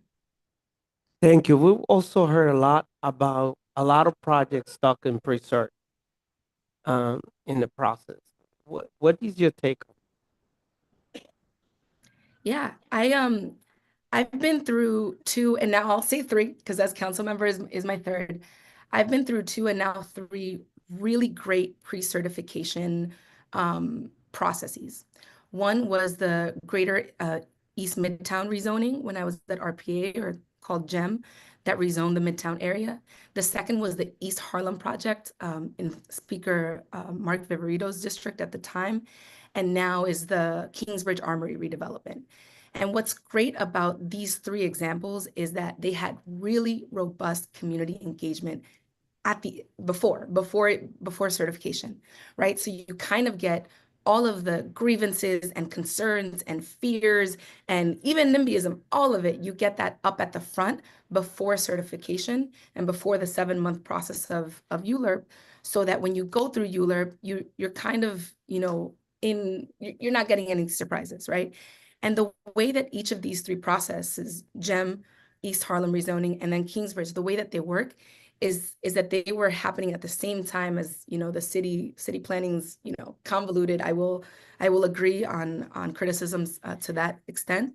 Convoluted pre-cert process. There was a lot of community engagement happening at the same time. So that's what I would, recommend as a really important component of thinking about how to fix pre-cert, is to incorporate and encourage and maybe resource, right? I'm talking about comprehensive planning, so maybe we don't have to do it in pre-cert, but if we don't get comprehensive planning in pre-cert, doing a lot more robust community engagement to shape what gets certified and then have a smoother process during those 7 months. Thank you. Commissioner Pastor. Thank you, Councilman Member Sanchez, and you are been both a thought and an action leader on land use, and I have a lot of questions I could ask you, but I know the chair will get aggravated if I ask more than one. So I'm going to focus in on the comprehensive plan proposal you said, and I guess my question fundamentally is sort of 2 parts. One is, like, in short, like, what do you think the major advantages of comprehensive plan? But my real question is, how you think the words, assuming we could do it, the words we would put on paper in the charter would actually force people to think longer term, or not force, maybe encourage people to think longer term when, for whatever reason, maybe they're not doing it now. My fear is that we would sort of go down this road, but it wouldn't, and get the words in the charter, but it wouldn't change anything. And so I guess your thoughts on that. Yeah. And sorry, just to make sure I understood, the first question is the advantages? Yeah, like why comprehensive plan is important. Yeah. Oh, absolutely. So, we have amazing civil servants at many agencies that are conducting all kinds of plans, right? We have a streets master plan, and the school construction authority has their 5-year capital plan, and the DHS is constantly doing sightings, and the list goes on, right? The DOT well, I said the streets master plan. So there's a lot of planning happening across the city of New York, but isn't necessarily synchronized, right? So, in some ways, right, and the devil's in the details, and how you operationalize something like a comprehensive plan in a city of 9 million. But just on theory, it's aligning these plans and making sure that they are not happening within agencies without any sort of public meaningful public input, right? Because it's mostly wonks who are looking at what exactly is, right, like the few people, unfortunately, who will attend a council hearing where we're talking about the SEA's capital plan, for instance, right? So having a central place where we are accountable to the alignment of all of these plans that are happening, and allows us to identify deficits in a more comprehensive way, right? About fair share and fair housing and everything else, right? So I think that's the major advantage. And then forcing people to think long term. If we were able to codify comprehensive planning and put it on a time cycle, let's say 10 years. That's what the 2019 commission tossed around a lot. I think we would force people to think about at least, for those next 10 years, and then the subsequent 10 years, versus one agency that might be on a 5-year time scale and another agency that might be on a 10-year, and et cetera, right? So I think it's fundamentally about alignment, alignment across plans. And importantly, what I said in my testimony is relieving the pressure off ULURP. I think in the last few months, we've heard a lot of criticisms about it's kind of a mainstay, but I've heard it a lot as a council member now, over the last few months, about the power of an individual council member to potentially thwart a project that the city needs, right? And if we had sort of a larger container that we could reference, it wouldn't just be up to the council member and necessarily that community to say, this is why we absolutely don't want this, but they have to then also reference, and we all have to reference, especially if we can get teeth on a comp plan, right? We have to reference Okay. a broader picture, and why is it worth going against? Sorry, we're gonna have to, for the sake of time, we appreciate your testimony. Thank Can I you. say We one might final have thing? additional questions for you at a later moment. Do you have questions? But it is 6:45 and we still have a lot of folks that want to testify, and we have a limited time. So thank you for your testimony today, Councilwoman. Thank you, Chair. Thank you. All right, we're going to move to the next panel, and this is an in-person panel. Stephanie Basil, Ashley Santiago, Conrad, and I believe Francis Gettelis also on Zoom, or is it Miss Santiago's on Zoom? I believe, right? So is Stephanie Basil here? Would you come forward, please? Is Francis Gettelis here? Francis, would you mind coming forward, please? And then after those two in person, our attention to Ashley Santiago Conrad on Zoom. So we'll be right with you, Miss Santiago. Stephanie? Hi. Is that your name? Yes, All right, go ahead. Stephanie Bazell. Yes, Bazell? Bazell. Please forgive me. No, it's Do what I no can. problem. Hi, I am Stephanie Bazell. I'm the senior policy attorney with New York County Defender Services. In our written testimony, we dig into Can you get the microphone a little closer to you for the people online? Yes, absolutely. Thank you. I'm Stephanie Bazell, senior policy attorney with New York County Defender Services. In our written testimony, we dig into the necessary expanded authority and functions for the Board of Corrections, but I'll highlight it here. Rikers is so horrific decrepit, and brutal that 2 independent commissions have determined it must shut down forever. The court has taken away the power from the city for its failures. Lest we think the receivership will save us, we should learn from other jurisdictions that have failed when the receivership ended and the appropriate infrastructure was not established.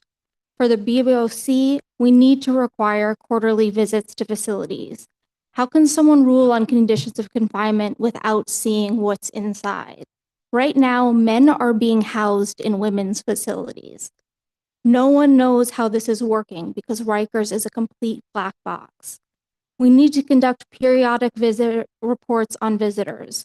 Many surveyed and by advocates report being sexually abused while visiting and being searched, cavity searched in complete contravention with the law. People will tell their families not to visit because it's so excruciating when this is their biggest lifeline. We need annual inspection reports as some measure of accountability. Most importantly, we need to allow the BOC to serve as some check on the mayor's emergency powers and to limit the mayor's veto powers. Our current mayor has shown that unchecked executive powers over jails, a mayor can thwart the very mission of the BOC. Since the beginning of the Adams administration, despite the BOC's directive for a safer and more humane jails, Rikers has worsened. The U.S. District Laura Swain has found the city in contempt for failing to comply with 18 separate court order provisions concerning security, staffing, supervision, use of force. In 2 particularly illustrative examples, one was Executive Order 624 and 625 to suspend the implementation of Local Law 42, legislation that would have curbed solitary confinement and other abusive practices in our jail system. This was put into law by the city council, and then it was vetoed by the mayor. Then it was completely overturned in a democratic deliberative process, and then he used his executive powers to essentially put in an emergency action that would overturn that overturning of the veto, which is completely undemocratic. We cannot allow that to stand just because that is that person's personal views that they should not have solitary confinement. That is not allowed. And then again, this was done with Executive Order 50, except perhaps even worse because it was done so that it was for this person's own personal gain. And so because of that, we ask that you limit his emergency powers and limit the veto powers of the mayor. Thank you. Ms. Gutierrez. Hi, my name is Dr. Frances Gutierrez. I'm a clinical psychologist, and I also am a member of the Jails Action Coalition and the Halt Solitary campaign. So I played a role in getting the limitation or elimination of solitary confinement laws passed both on the state and city level. And I testify frequently before the Board of Corrections.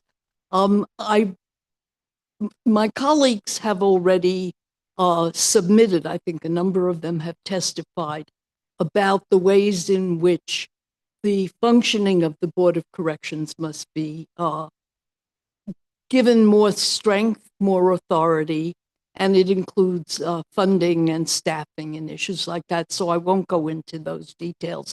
I'll just attach it to my testimony when I send it in.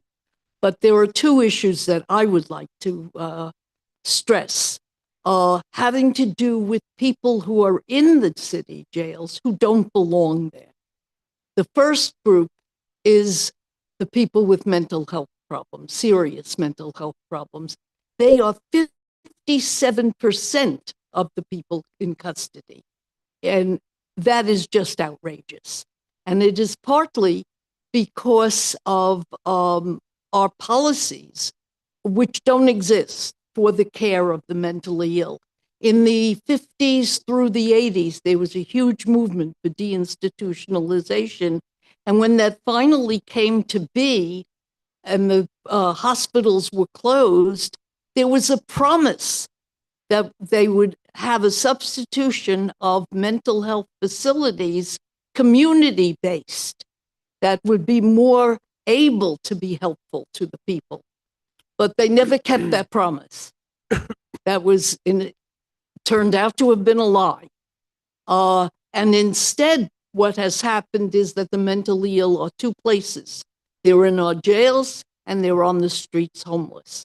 And we have to do something about that. And I'm asking this board to figure out how to do it, whether it's setting up a group that will take the responsibility to start the process.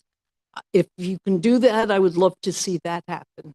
The other group that doesn't belong there are people who are awaiting trial. And in some cases, they're a large number, by the way. In some cases, they have been there for 3 or 4 years at least. And again, that is outrageous. It's so contrary to our concept of democracy. I remember being taught that you're innocent until proven guilty. And the other thing was you're entitled to a speedy trial. Clearly, we are not meeting our obligation. And I would like you to take that issue on as well. Thank you. Thank you for your And thanks for testimony. letting me testify. Thank you for your testimony. Ms. Santiago Conrad on Zoom, if you like, can you start your testimony, please? Yes, thank you so much, Commissioner, and thank you for the opportunity to testify today. Again, my name is Ashley Santiago Conrad. I am the Senior Community Organizer at Freedom Agenda, and I'm also a member of the Campaign to Close Rikers Island and a proud native New Yorker. For the past 32 years, I've watched this city pour in an overwhelmingly number of resources into agencies like the Department of Corrections, an agency that, in my view, has embedded itself into the city like a cancer, honestly. Unaccountable, unchecked, and uninterested in reform. And this issue is deeply personal to me. My nephew spent 2.5 years on Rikers Island pre-trial, detained, all while he needed support, rehabilitation, care, and instead what he got was 3.5 years of violence, trauma, and neglect. My nephew was diagnosed with disruptive mood dysregulation disorder, DMDD, and is also on the autism spectrum. His time on Rikers only compounded his condition rather than providing the treatment or support that he so desperately deserved and needed. The horrors that he experienced there are hard to even describe out loud. From being stabbed, beaten, jumped by uniformed staff and sometimes other incarcerated individuals, and also left in solitary confinement for days at a time. He endured neglect as well as physical and emotional harm, mostly at the hands of the Department of Corrections staff. The horrors, one of the most disturbing incidents was when a malfunctioning cell door slammed shut on his finger, completely severing the top portion of his thumb. Instead of being taken to a hospital immediately, he was left in pain and untreated. To make matters worse, the Department of Corrections failed to take him to his follow-up medical appointment, and as a result, the tip of my nephew's finger turned black, died, and eventually fell off. He is now permanently disfigured, and this is all because of the department's gross negligence. Throughout all of this, my family did everything we could. We called 311. We reached out to the Board of Corrections. We filed complaints. We testified at City Council hearings and at Board of Corrections hearings, and we pleaded for action. But our efforts were repeatedly met with silence, delay, or indifference. It wasn't that the Board of Corrections didn't care. It's that they didn't have the capacity, the teeth, or the independence to make real change rather. If the Board of Corrections did take forceful actions around conditions on Rikers, they could easily face retaliation in the form of budget cuts, and that's the kind of backward system we're dealing with at the moment. No meaningful intervention took place until we brought City Council members into the equation and sometimes even the Office of the Public Advocate. But that's a role that the Board of Corrections should have been able to play all along for my nephew and the thousands of people who are suffering right now in our city jails. We truly need an independent oversight body, one with no ties to the mayor's office, no risk of political retaliation, and a clear mandate to ensure minimum standards in our city jails are upheld. We need a Board of Correction with authority, funding, and independence to do its job, and we need to prioritize that work because lives are on the line every single day. To bring about that reality, we recommend changes to the city charter to guarantee the Board of Correction a budget that's at least 1% of the Department of Correction, a board in which the members have relevant experience, and no more than 1/3 of them, the members, are appointed by the member, and where the chair is chosen jointly by the mayor and the speaker of city council. And a board that we can take action to close housing units and jails and order the people who are on Rikers now be released when minimum standards are consistently violated. Thank you so much, and my full recommendations are in my submitted testimony. Thank you all three for your testimony. Are there any questions from the commission? I have one. I mean, I think we've heard this discussion about increasing the number of members of the Board of Correction, increasing its budget, its independence from the mayor. I think for the first time I heard from Ms. Santiago Conrad the idea that it would be jointly and not with consent. Part of the problem is you need to appoint someone, right? And so if the idea is allowing the Board of Correction to be completely independent, can either one of the three of you suggest whether you feel that independence means that the Board of Correction leadership should not be appointed by the mayor? First question. And two, if not, by whom? I can go ahead. I think that the mayor should have appointment powers, but I think that appointment powers should be shared, like I mentioned, with either the speaker of city council or city council itself, so that there are equal amount of folks who serve different interests on the Board of Corrections itself with different like perspectives, as well as what we see in the form of budget cuts or retaliation. There's different bodies who make that appointee, and I'll also pass it back to Stephanie. Yeah, no, I would say I don't think it should be solely the mayor. I think it should be, I think they should choose from a pool of candidates who are selected the same way the mayor is choosing from candidates selected by the judicial department, like the commission from the judicial department he selects a few candidates from the commission. There should be some sort of selection commission from which maybe jointly the public advocate, the city council, and the mayor choose one person. Like from 4 candidates, choose one person. Thank you, Dr. You had the discussion earlier with the public advocate when he was here, and he said that at the moment he does not have an appointment, a role, and that is something he thinks he would like to have, and that he could be useful for. And I think he is one of the people in our document that we have in fact said might be one of the people who makes those appointments. So I would support him on that. Thank you. Commissioner Raju. Yeah. I think it's some opinion that it doesn't matter how many people appoint, who appoints them, and how the mechanism is, so long you stuff the board with political appointees as opposed to subject matter experts, the problem will continue. I think probably you should really think about including subject matter experts in correctional to be in the Board of Corrections, rather than, it doesn't matter. If you keep on appointing political appointees, this problem will be the same. I think we would all be in agreement with that. And that's part of the recommendations that we've laid out. And that it's a problem that at will, the board chair can remove people who have subject matter expertise from committees right now as it stands. And I think that one of the things If you could speak in the microphone, please. in our recommendations was that when you're thinking about who's an expert on what's going on, it shouldn't only be limited to, political figures, but in fact, we've recommended that there be a couple of medical people with expertise in the area, but also, and this has begun to happen already, there should be people who were themselves incarcerated because they're more knowledgeable than most of us are, or maybe family members who currently have people incarcerated.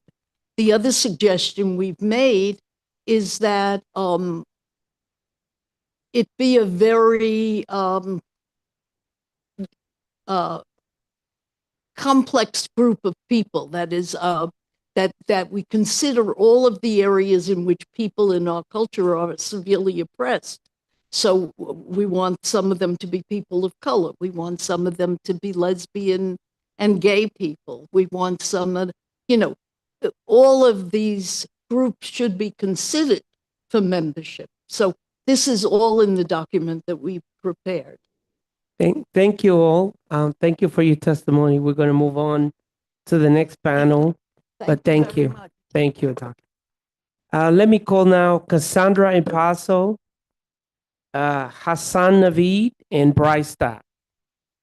Would you come to testify, please?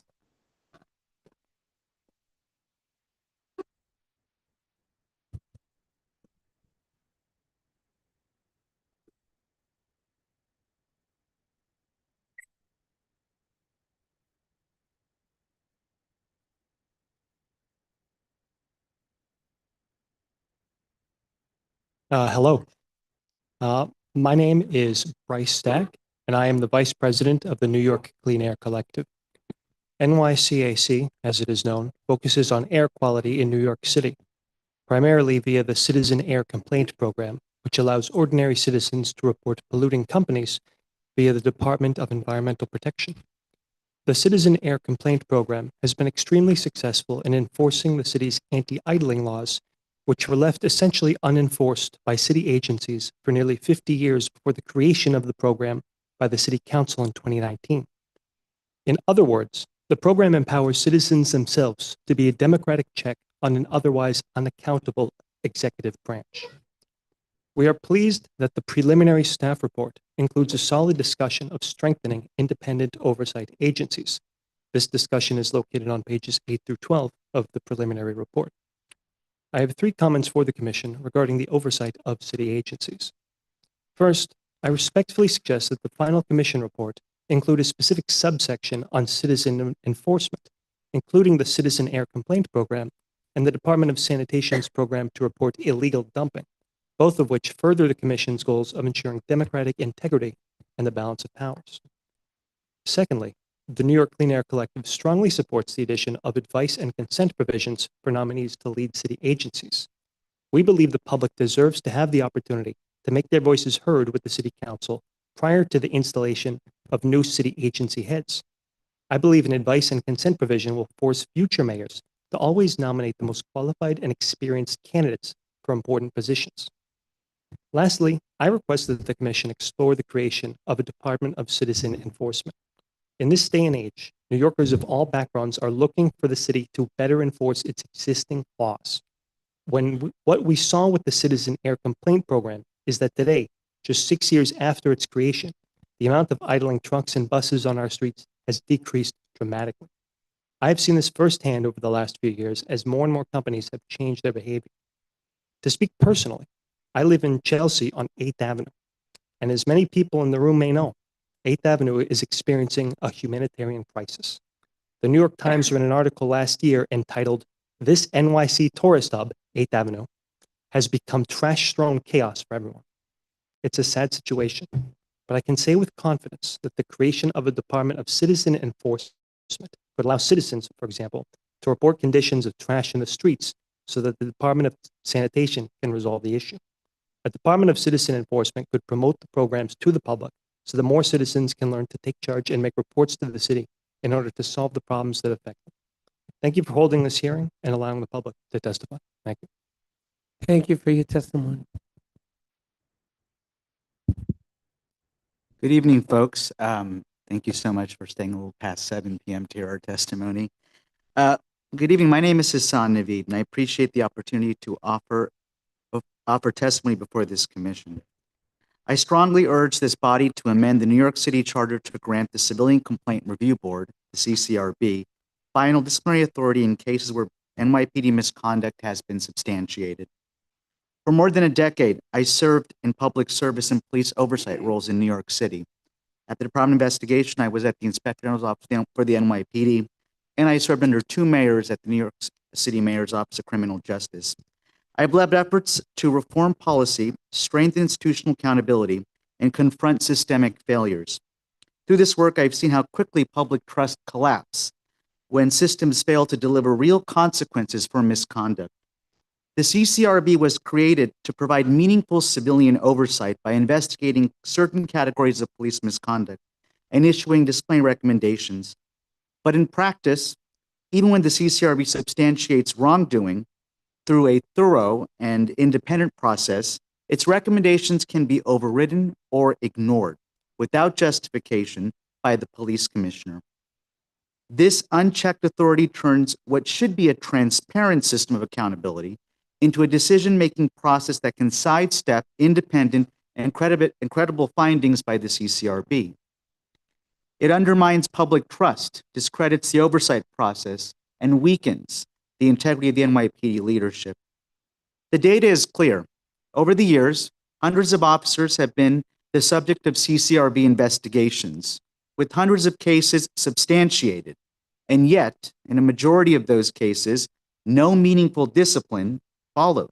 Substantiated misconduct, when met with inaction, sends a dangerous message that accountability is optional, and that even when the truth is established, consequences are not guaranteed. I want to acknowledge Police Commissioner Jessica Tisch for her leadership in modernizing parts of the NYPD and investing in tools to support oversight. But leadership changes. Policies must endure. Lasting public trust depends on individual commitments, but on structural safeguards that ensure accountability no matter who's in charge. This is about completing the accountability process. The CCRB was never intended to make symbolic recommendations. It was created to ensure real oversight. Given disciplinary authority to the CCRB does not make it a police oversight agency that's in the outlier. It aligns it with national best practices. Cities like Washington, D.C., Los Angeles, San Francisco have empowered civilian oversight bodies with similar authority. This reform simply brings the CCRB in line with the other oversight standards and ensured that substantiated misconduct cannot be dismissed without consequence. New Yorkers deserve a system they can trust. Officers deserve a system that's fair and consistent. This reform is not only necessary, it's long overdue. Thank you very much. Thank you. Good evening. Thank you for staying a little bit later to hear our testimony. My name is Cassandra Paso. I'm a proud New York City resident and also the policy director at Campaign Zero. We're an organization committed to ending police and carceral violence through data-informed policy solutions. Thank you for providing us the opportunity to speak today. I'm here to speak in support of critical reforms to the New York City Charter that would strengthen the Civilian Complaint Review Board, the CCRB, and restore public trust in our systems of police oversight. Right now, the CCRB is unable to carry the mandate of providing independent civilian oversight of NYPD. While its mission is to ensure accountability, it lacks the authority to enforce its decisions. Its work is often obstructed by limited access to NYPD records, long investigation delays, and a system where the police commissioner can ignore or overturn its disciplinary recommendations, and in 70% of instances does. This undermines public trust and leaves New York City without real accountability. Simply put, the CCRB cannot fulfill its intended mission in its current form. Let's be clear, New Yorkers deserve a police accountability system that is independent, transparent, and effective. That's why we need reforms in the hands of voters through ballot measures. These changes are essential to realign oversight with public expectations, not political convenience. First, the CCRB must be independent. Today, the mayor controls 9 of 15 board appointments, creating a lopsided structure that undermines the board's independence. We propose expanding the board to 21 members and reforming the appointment process to limit political influence and ensure broader representation of New Yorkers. We also call for a 60-day term limit for interim chairs. Why? Because open-ended interim appointments sidestep accountability and weaken the city council's role in governance. Currently, all board member vacancies must be filled within 60 days, We are asking that the same is applied to the chair position, the most critical of all. Second, the CCRB must have direct access to NYPD misconduct records. Currently, the NYPD controls the flow of misconduct records, meaning they determine what information is shared. It forces the CCRB to rely on subpoenas that are frequently delayed or ignored. A 2020 ProPublica investigation found that the NYPD routinely failed to provide the CCRB with essential records and body-worn cam footage, particularly in the most severe cases. This information sharing system obstructs investigations and delays justice. We propose direct access to the NYPD misconduct database so that oversight is timely, complete, and independent. Third and finally, CCRB disciplinary decisions must be final. Even when the CCRB substantiates misconduct and recommends discipline, the police commissioner can and most often does overrule them 70% of the time. This gross failure renders the board's work as merely symbolic rather than substantive, and the public's faith in oversight evaporates. We must give the CCRB binding disciplinary authority, so accountability is not just a recommendation, but a guarantee. This proposal is a focused, role-specific solution to a persistent accountability gap in one of the city's most consequential agencies. The NYPD wields immense authority, including the power to use force, and that demands robust, enforceable accountability. These reforms are essential to restoring public confidence, and when misconduct occurs, it leads to real consequences. Thank you for your time. Thank you all for your testimony. Any questions from the commissioner? Question for the first, thank you all for your testimony. For the first testifier, sorry, I don't think we have your name written down. Mr. Stuck. What would be the difference between what you're proposing with the citizen enforcement line or entity as opposed to complaining to 311? What's the difference in sort of powers or ability for it to resolve anything? Sure. Thank you for the question. With 311, what happens is you basically fill out a form, and that goes to the department which is in charge of solving the issue. And unfortunately, what we've seen is departments don't necessarily take action. For example, if there's a truck that doesn't have any license plates that's in the middle of 8th Avenue, you can complain via 311, but unfortunately, we don't see enforcement.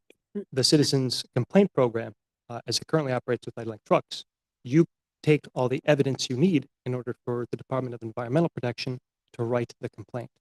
And so that forces the current program that was created, forces the department to either write a complaint or get back to you within 45 days saying that it's frivolous or it's not operable. So for your proposal for a basically broader jurisdiction, who would that go to? So those complaints, what agency go to? Well, currently there's a balkanization of different agencies handling different issues. For example, Department of Sanitation may write a complaint to a landlord where there's trash in front of the building. But we think that it's possible for a broader department to handle all of these complaints, to be streamlined and to promote the programs. Okay, go ahead. I have a quick question on the CCRB. So one of the challenges that we have as a commission is looking at things that we can do legislatively, what we can do through charter revision, what's city mandated, what's state mandated.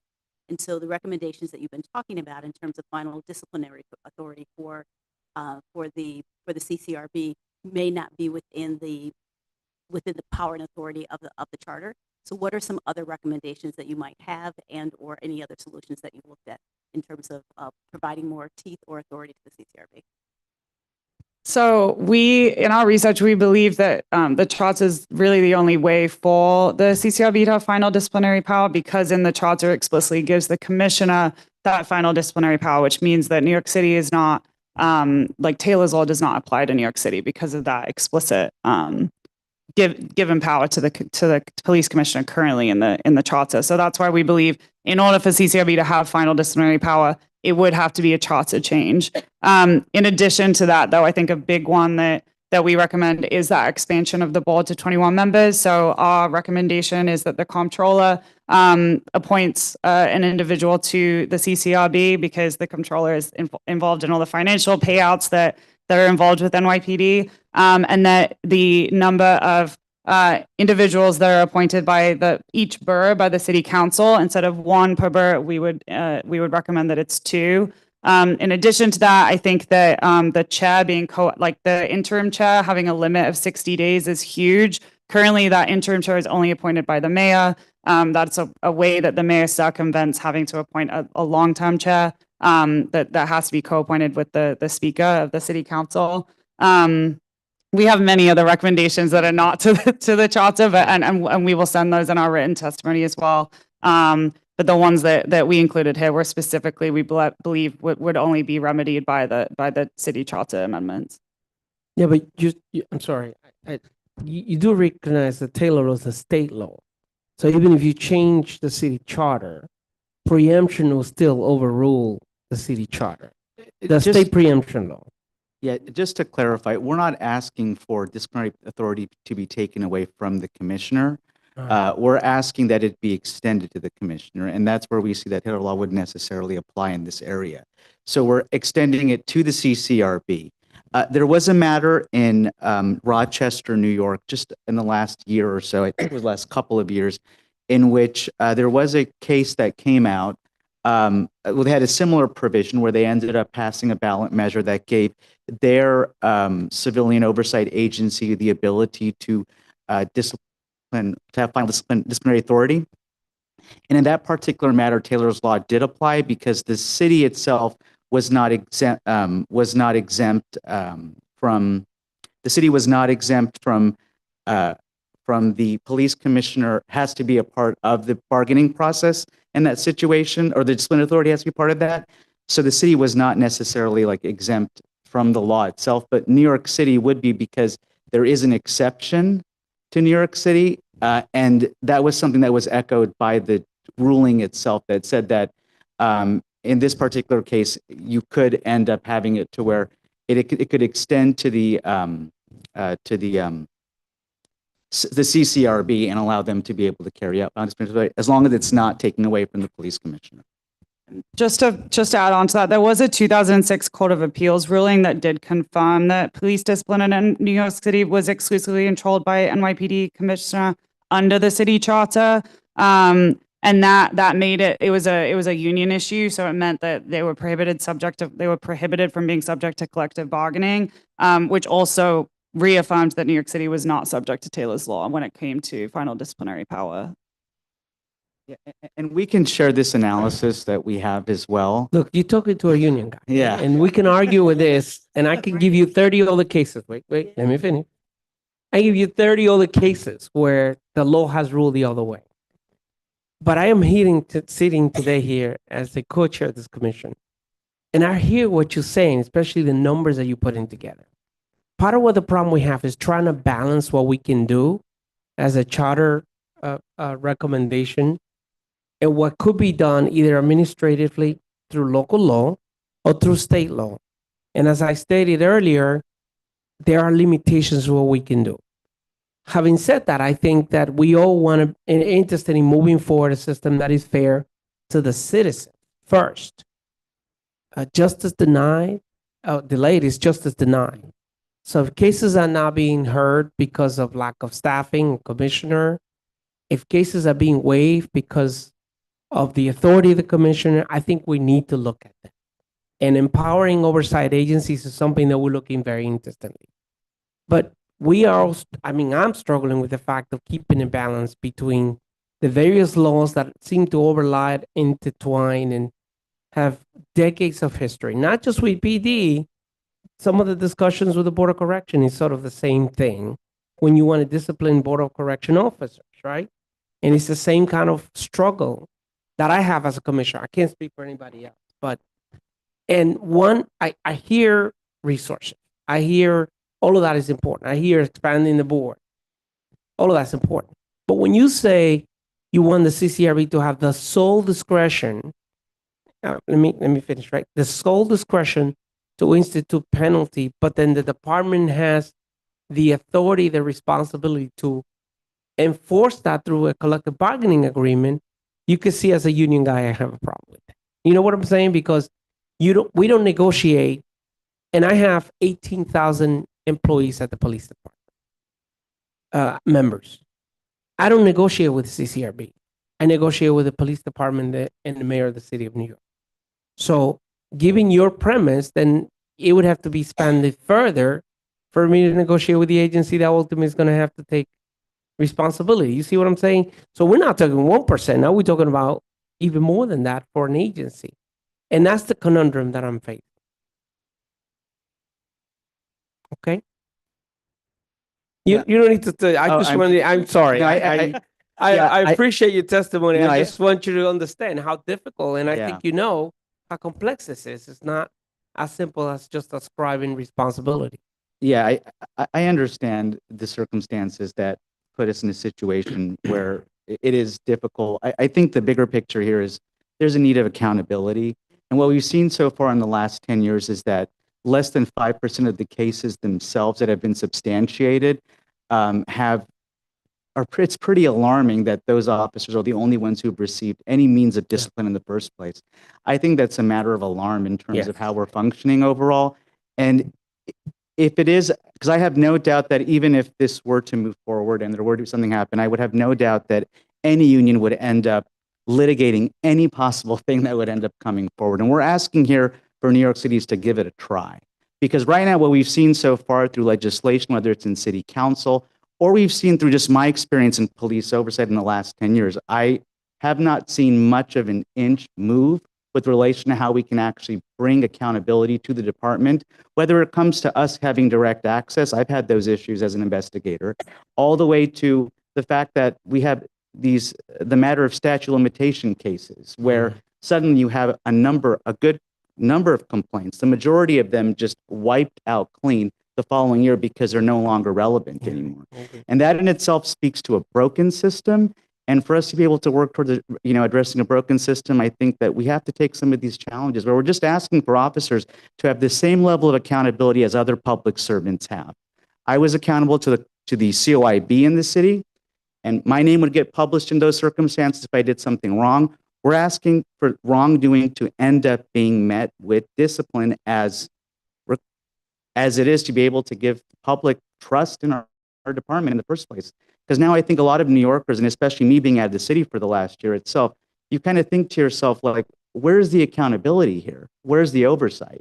And so, yes, I understand the union concern, but I also understand that we have to be able to have officers have the same level of discipline as any other public employee would have. Okay, point was well taken. Listen, thank you all for your testimony. We have about 15 more panels to go. Jesus Christ. Let me call. We do have several panels. Let me call now the next panel. Okay. Kufo Yaya Okumi. Forgive me if I mispronounce your name. Francisco Navarro and Victoria A. Philippe.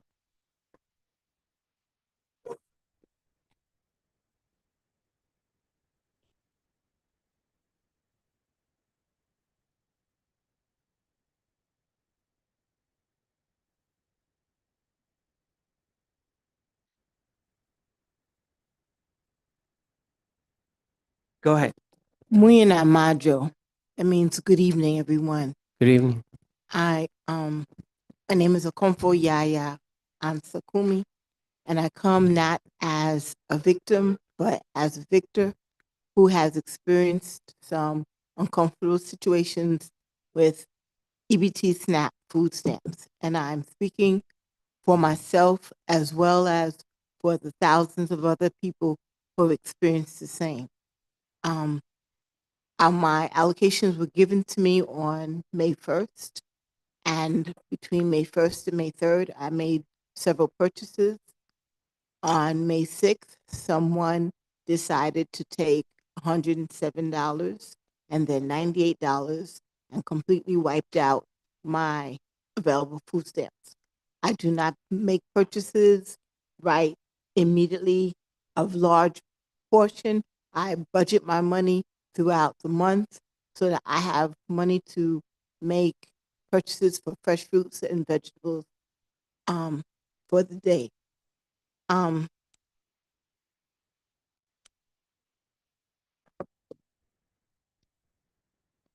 I am a Social Security recipient of $87 for SSP and SSPA. Then I received $9.85 for SSA. My rent is $235.60. My phone is $40. My Con Ed on average is $20. So I'm left with $777.40 to work with during the month. I'd like to know which of you can work with that amount of money for the month. It's not doable. So to find myself in a predicament where $200 is removed from my food stamps is uncomfortable. I'm under the belief that this is an inside job. I'm under the belief that government is involved taking the monies from the constituents. I'm speaking on their behalf. Thank you. Thank you for your testimony. I'm gonna have some questions afterwards, but Mr. Navarro? Hi, so my name is Francisco Navarro. I'm a resident of Hell's Kitchen. I've worked at the Mayor's Office of Operations since 1986. I'm also a member of a group called OCR, One City Rising, which is a group that's trying to push common sense policies in the city. But I'm here to make a couple of recommendations. One is around nonprofit funding. I think that transparency in that area would be really helpful. What happens is, problems in the nonprofit sector come up when there's a scandal, and then people don't know what happened. How did this scandal happen? What I'm suggesting is that there be some kind of a transparent dashboard or something that people can access to see exactly how the money's spent. The problem is that when you have one or two bad actors, everybody gets painted as a bad actor. My own parents ran a nonprofit, and I know that they were on the up and up. So it'd be great to have something like, you have ProPublica that has, I think, salaries of the main executives, and then general high-level expenses and revenues. But it'd be great to see exactly how that money's spent, because when you're talking about accountability, that's billions of dollars that the city gives to these folks.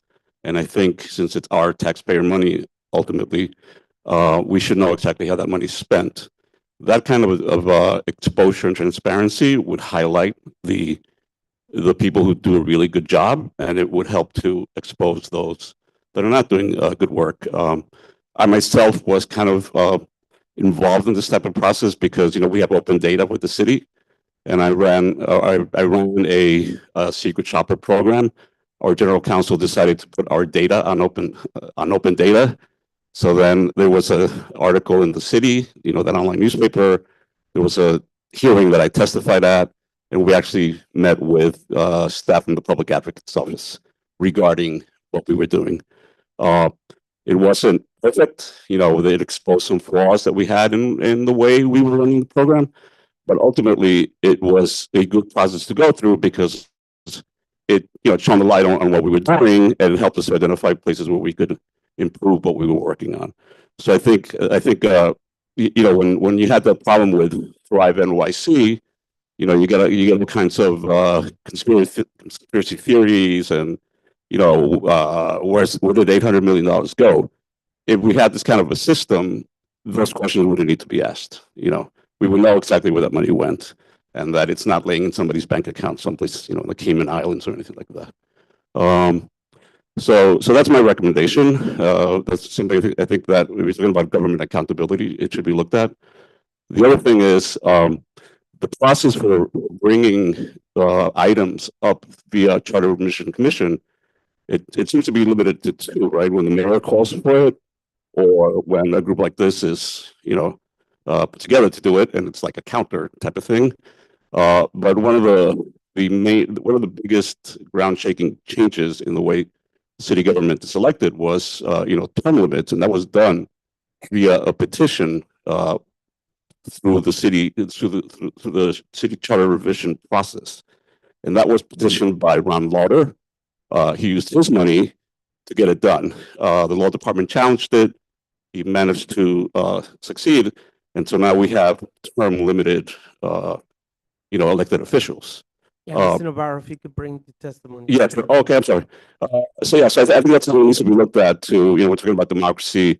Find a way to make petitions easier to happen so they don't rely on big money. Thank you. Okay. Ms. Phillips? Can you hear me? Yes. Peace and blessings, everyone. I'm Peace and Chaplain blessings. Dr. Victoria A. Phillips. Everyone calls me Dr. V. And I remember speaking to y'all about a week ago.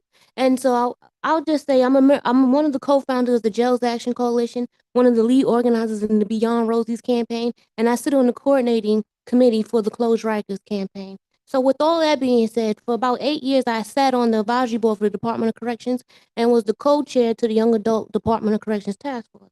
And so I say that because I come with experience, you know, and not just, I come with experience behind the walls, but also a balance.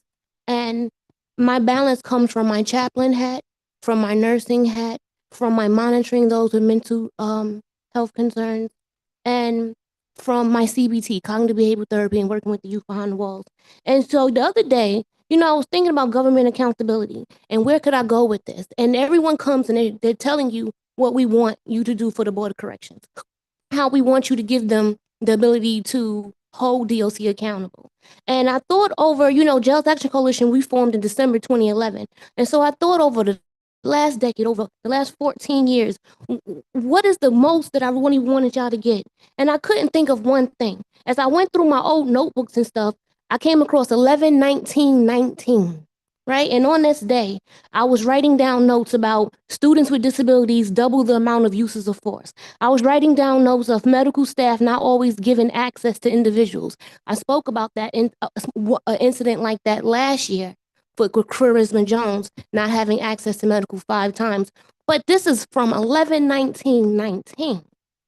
So you see where I'm going with this? There still is no change when it comes to DOC or accountability.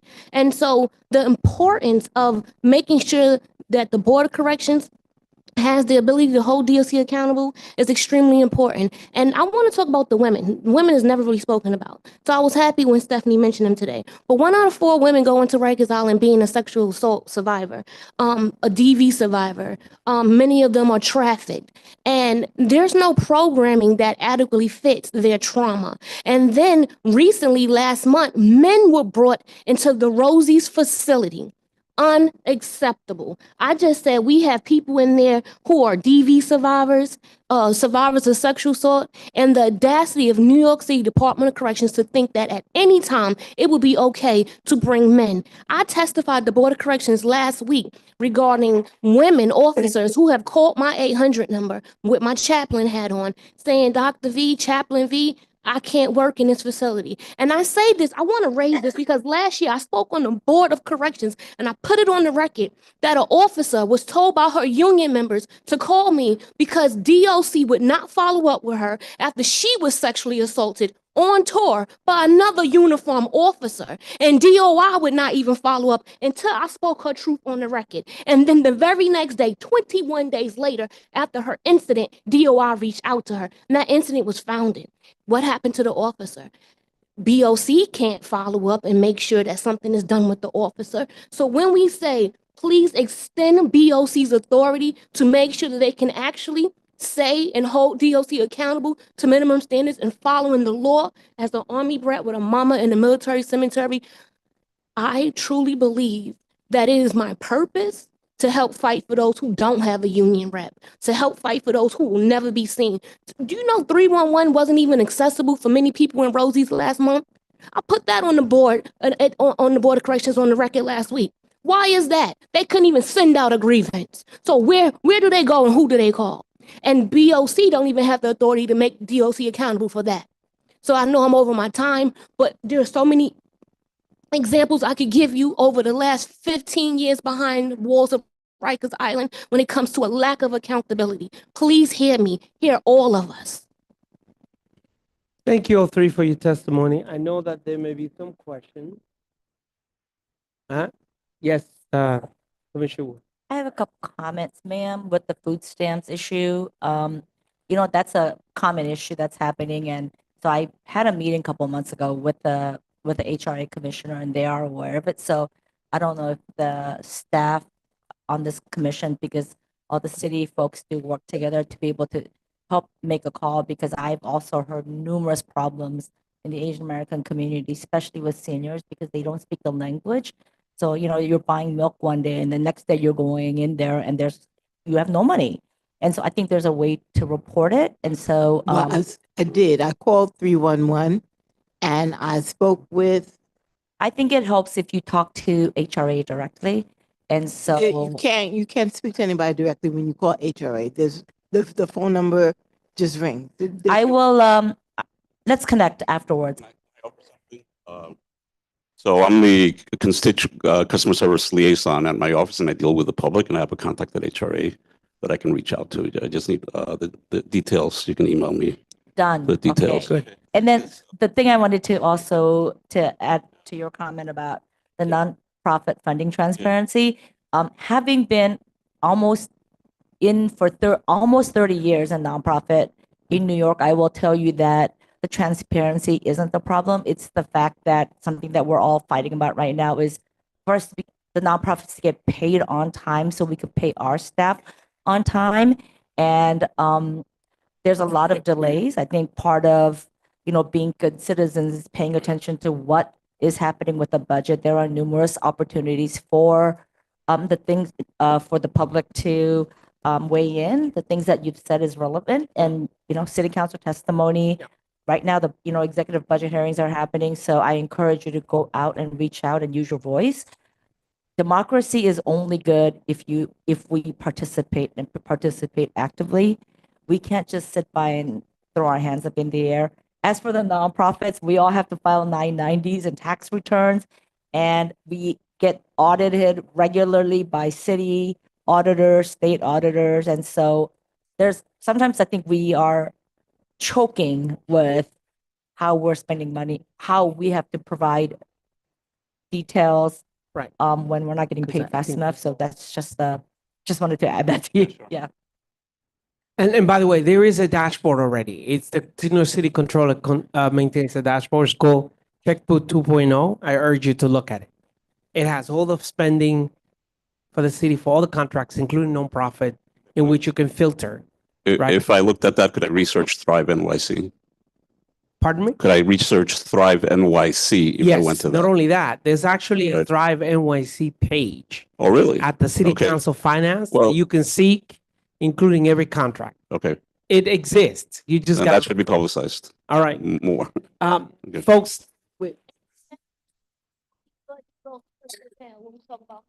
Thank you. Excuse me, in regards to the food stamp issue, if I may, I called 311 and I was told that as of December 24th, 2024, no monies will be refunded that missing from your EBT account.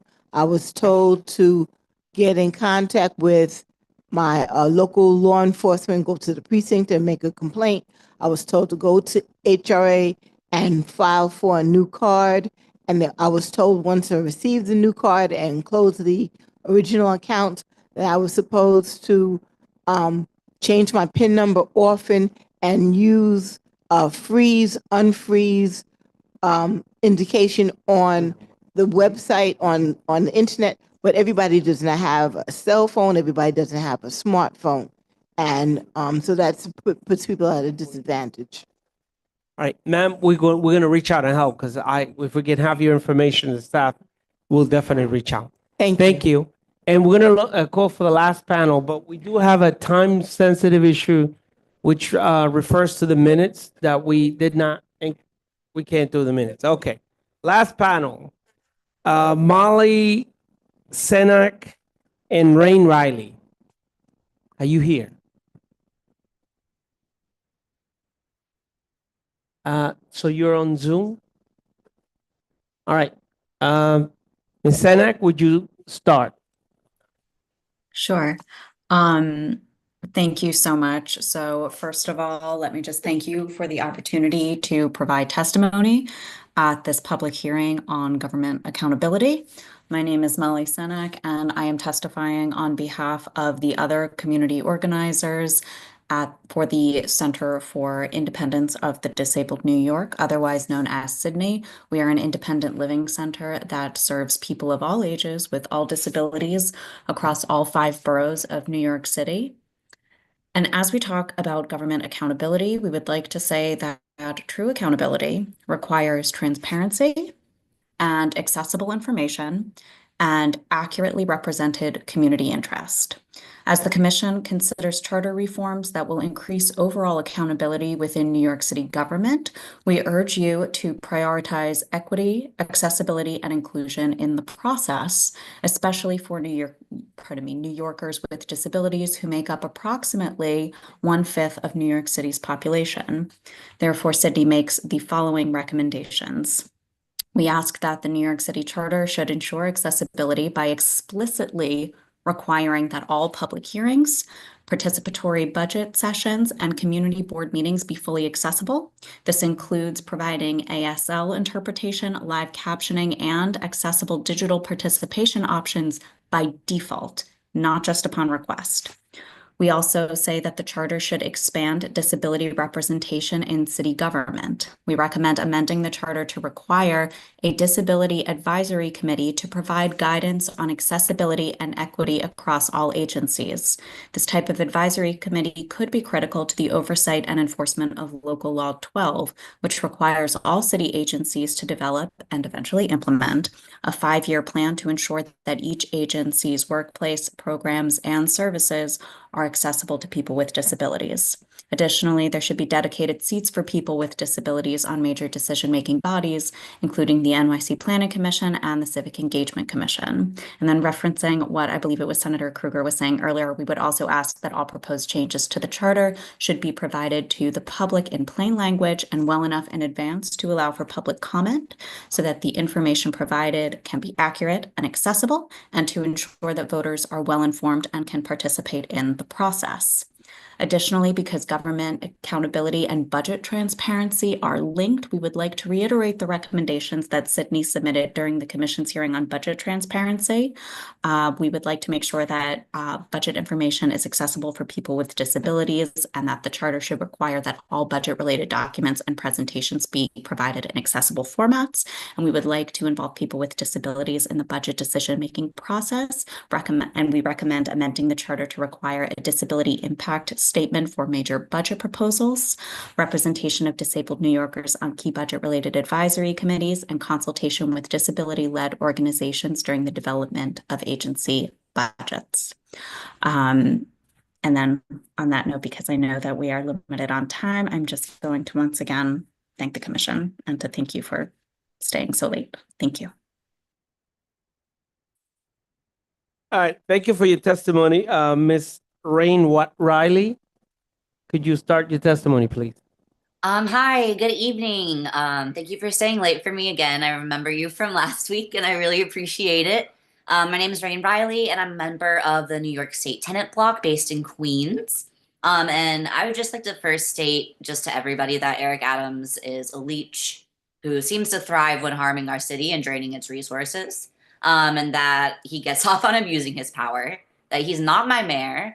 But it is nice that he's helped make clear that there are major gaps that need to be filled in our charter regarding mayoral overreach. I've attached written testimony with facts and numbers, but after everything we've heard today, I think sharing my own story is my priority as we end the night, because the lack of accountability in our government has harmed me and those I love immensely. I am a housing justice advocate, which means I'm acutely aware of the new federal laws criminalizing homelessness. The recent BOC and DOC meeting was extremely disappointing. I was too sick to show up that day in person, so I didn't get to have my testimony heard. I've been legally homeless since 2020 after escaping domestic violence and still have a permanent restraining order, permanent order of protection. But right now I have a judge order to vacate my housing again. The landlord sued me while taking my rental assistance, lied about the rent stabilization status. With all of this going on in the building, I started a tenant union to especially help my non-English speaking neighbors in Flushing from being exploited. And I was harassed constantly. All of the forms keep getting taken down. They won't let me put a board up. I was even called a crippled bitch, which I was like, that's kind of creative. But I have a chronic progressive disease that eats through my organs. And my internal structures, like my nerves and my muscles and things. And it doesn't have a cure. And I've lost 8 organs so far. I've been denied disability. I was denied home care assistance 7 times now. And frankly, I'm really just exhausted and I've accepted that I will be on the street in June as I wait to hear back from home base. I'm also transgender, non-binary, so my X gender marker is not recognized federally anymore, which is causing me a lot of legal problems as well. So if I have a health or a mental crisis in the street and I come across the NYPD, we know what is most likely going to happen, right? I'm going to end up incarcerated.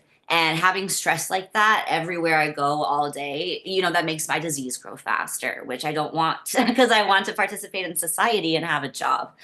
And wheelchair accessible buildings, they've been being held hostage by able-bodied people who have money. So today I'm just really, really asking that we recognize how prevalent and unregulated and deadly the hospital to homeless to prison pipeline is. Because I think we forget the first part of that with the disability. And I attached in my testimony things that I think would be good to propose, like diversifying the commission appointments for the BOC, expanding the number of commissioners, and please, please, please, we need to find a way to immediately implement local law 42. Thank you so much for your time and for staying, and I hope you have a good evening and you get home safe. Thank you for your testimony. Are there any questions by the commissioners? All right, thank you both. Want to remind everyone that we'll be back. Our final round of hearings will begin in June after the commission staff releases an updated set of recommendations to the commission. Our next hearings are on Monday, June 16th at Wagner College in Staten Island, which will focus on government accountability. Can you hear that? Can you hear her? Okay. Is my microphone on? Yeah. Okay, all right. So I had just announced that we'll be doing our final round of hearings starting in June. The first will be on Monday, June 16th at Wagner College in Staten Island, which will focus on government accountability. Tuesday, June 17th at Mind Builders Creative Arts Center in the Bronx, focusing on budget transparency. Monday, June 23rd at the Museum of the City of New York in Manhattan, focusing once again on government accountability. Thursday, June 26th will be at Sunset Park Library in Brooklyn, focusing on land use. And on Tuesday, July 1st at the Queens Public Library in Jamaica, that will be our final hearing, which will focus on any topic that we have not addressed up to that point. All hearings are from 5 to 7, and folks are invited to testify either in person or via Zoom. Registration and further details on all hearings are on our website at www.thecommission.nyc. Thank you. Before we adjourn, we have one last matter, which is that of the minutes corresponding for May 6, 12, and 14. Can we get a motion to approve the minutes? Can we get a second? Well, who made the motion? Commissioner Jones, can we get a second? Second. Commissioner Lopez. Any questions, any corrections? With that, let's take a vote. All in favor, please signify by saying aye. Aye. Any nays? Any abstention? The ayes have it, so the minutes have been approved. At this point, we're going to ask for a motion to adjourn. Well, thank you. Do we have a second? Second. All right, motion has been made and properly second. All in favor, please signify by saying aye. Aye. All against, say nay. Any abstention? The ayes had it. Thank you so much. We are adjourned.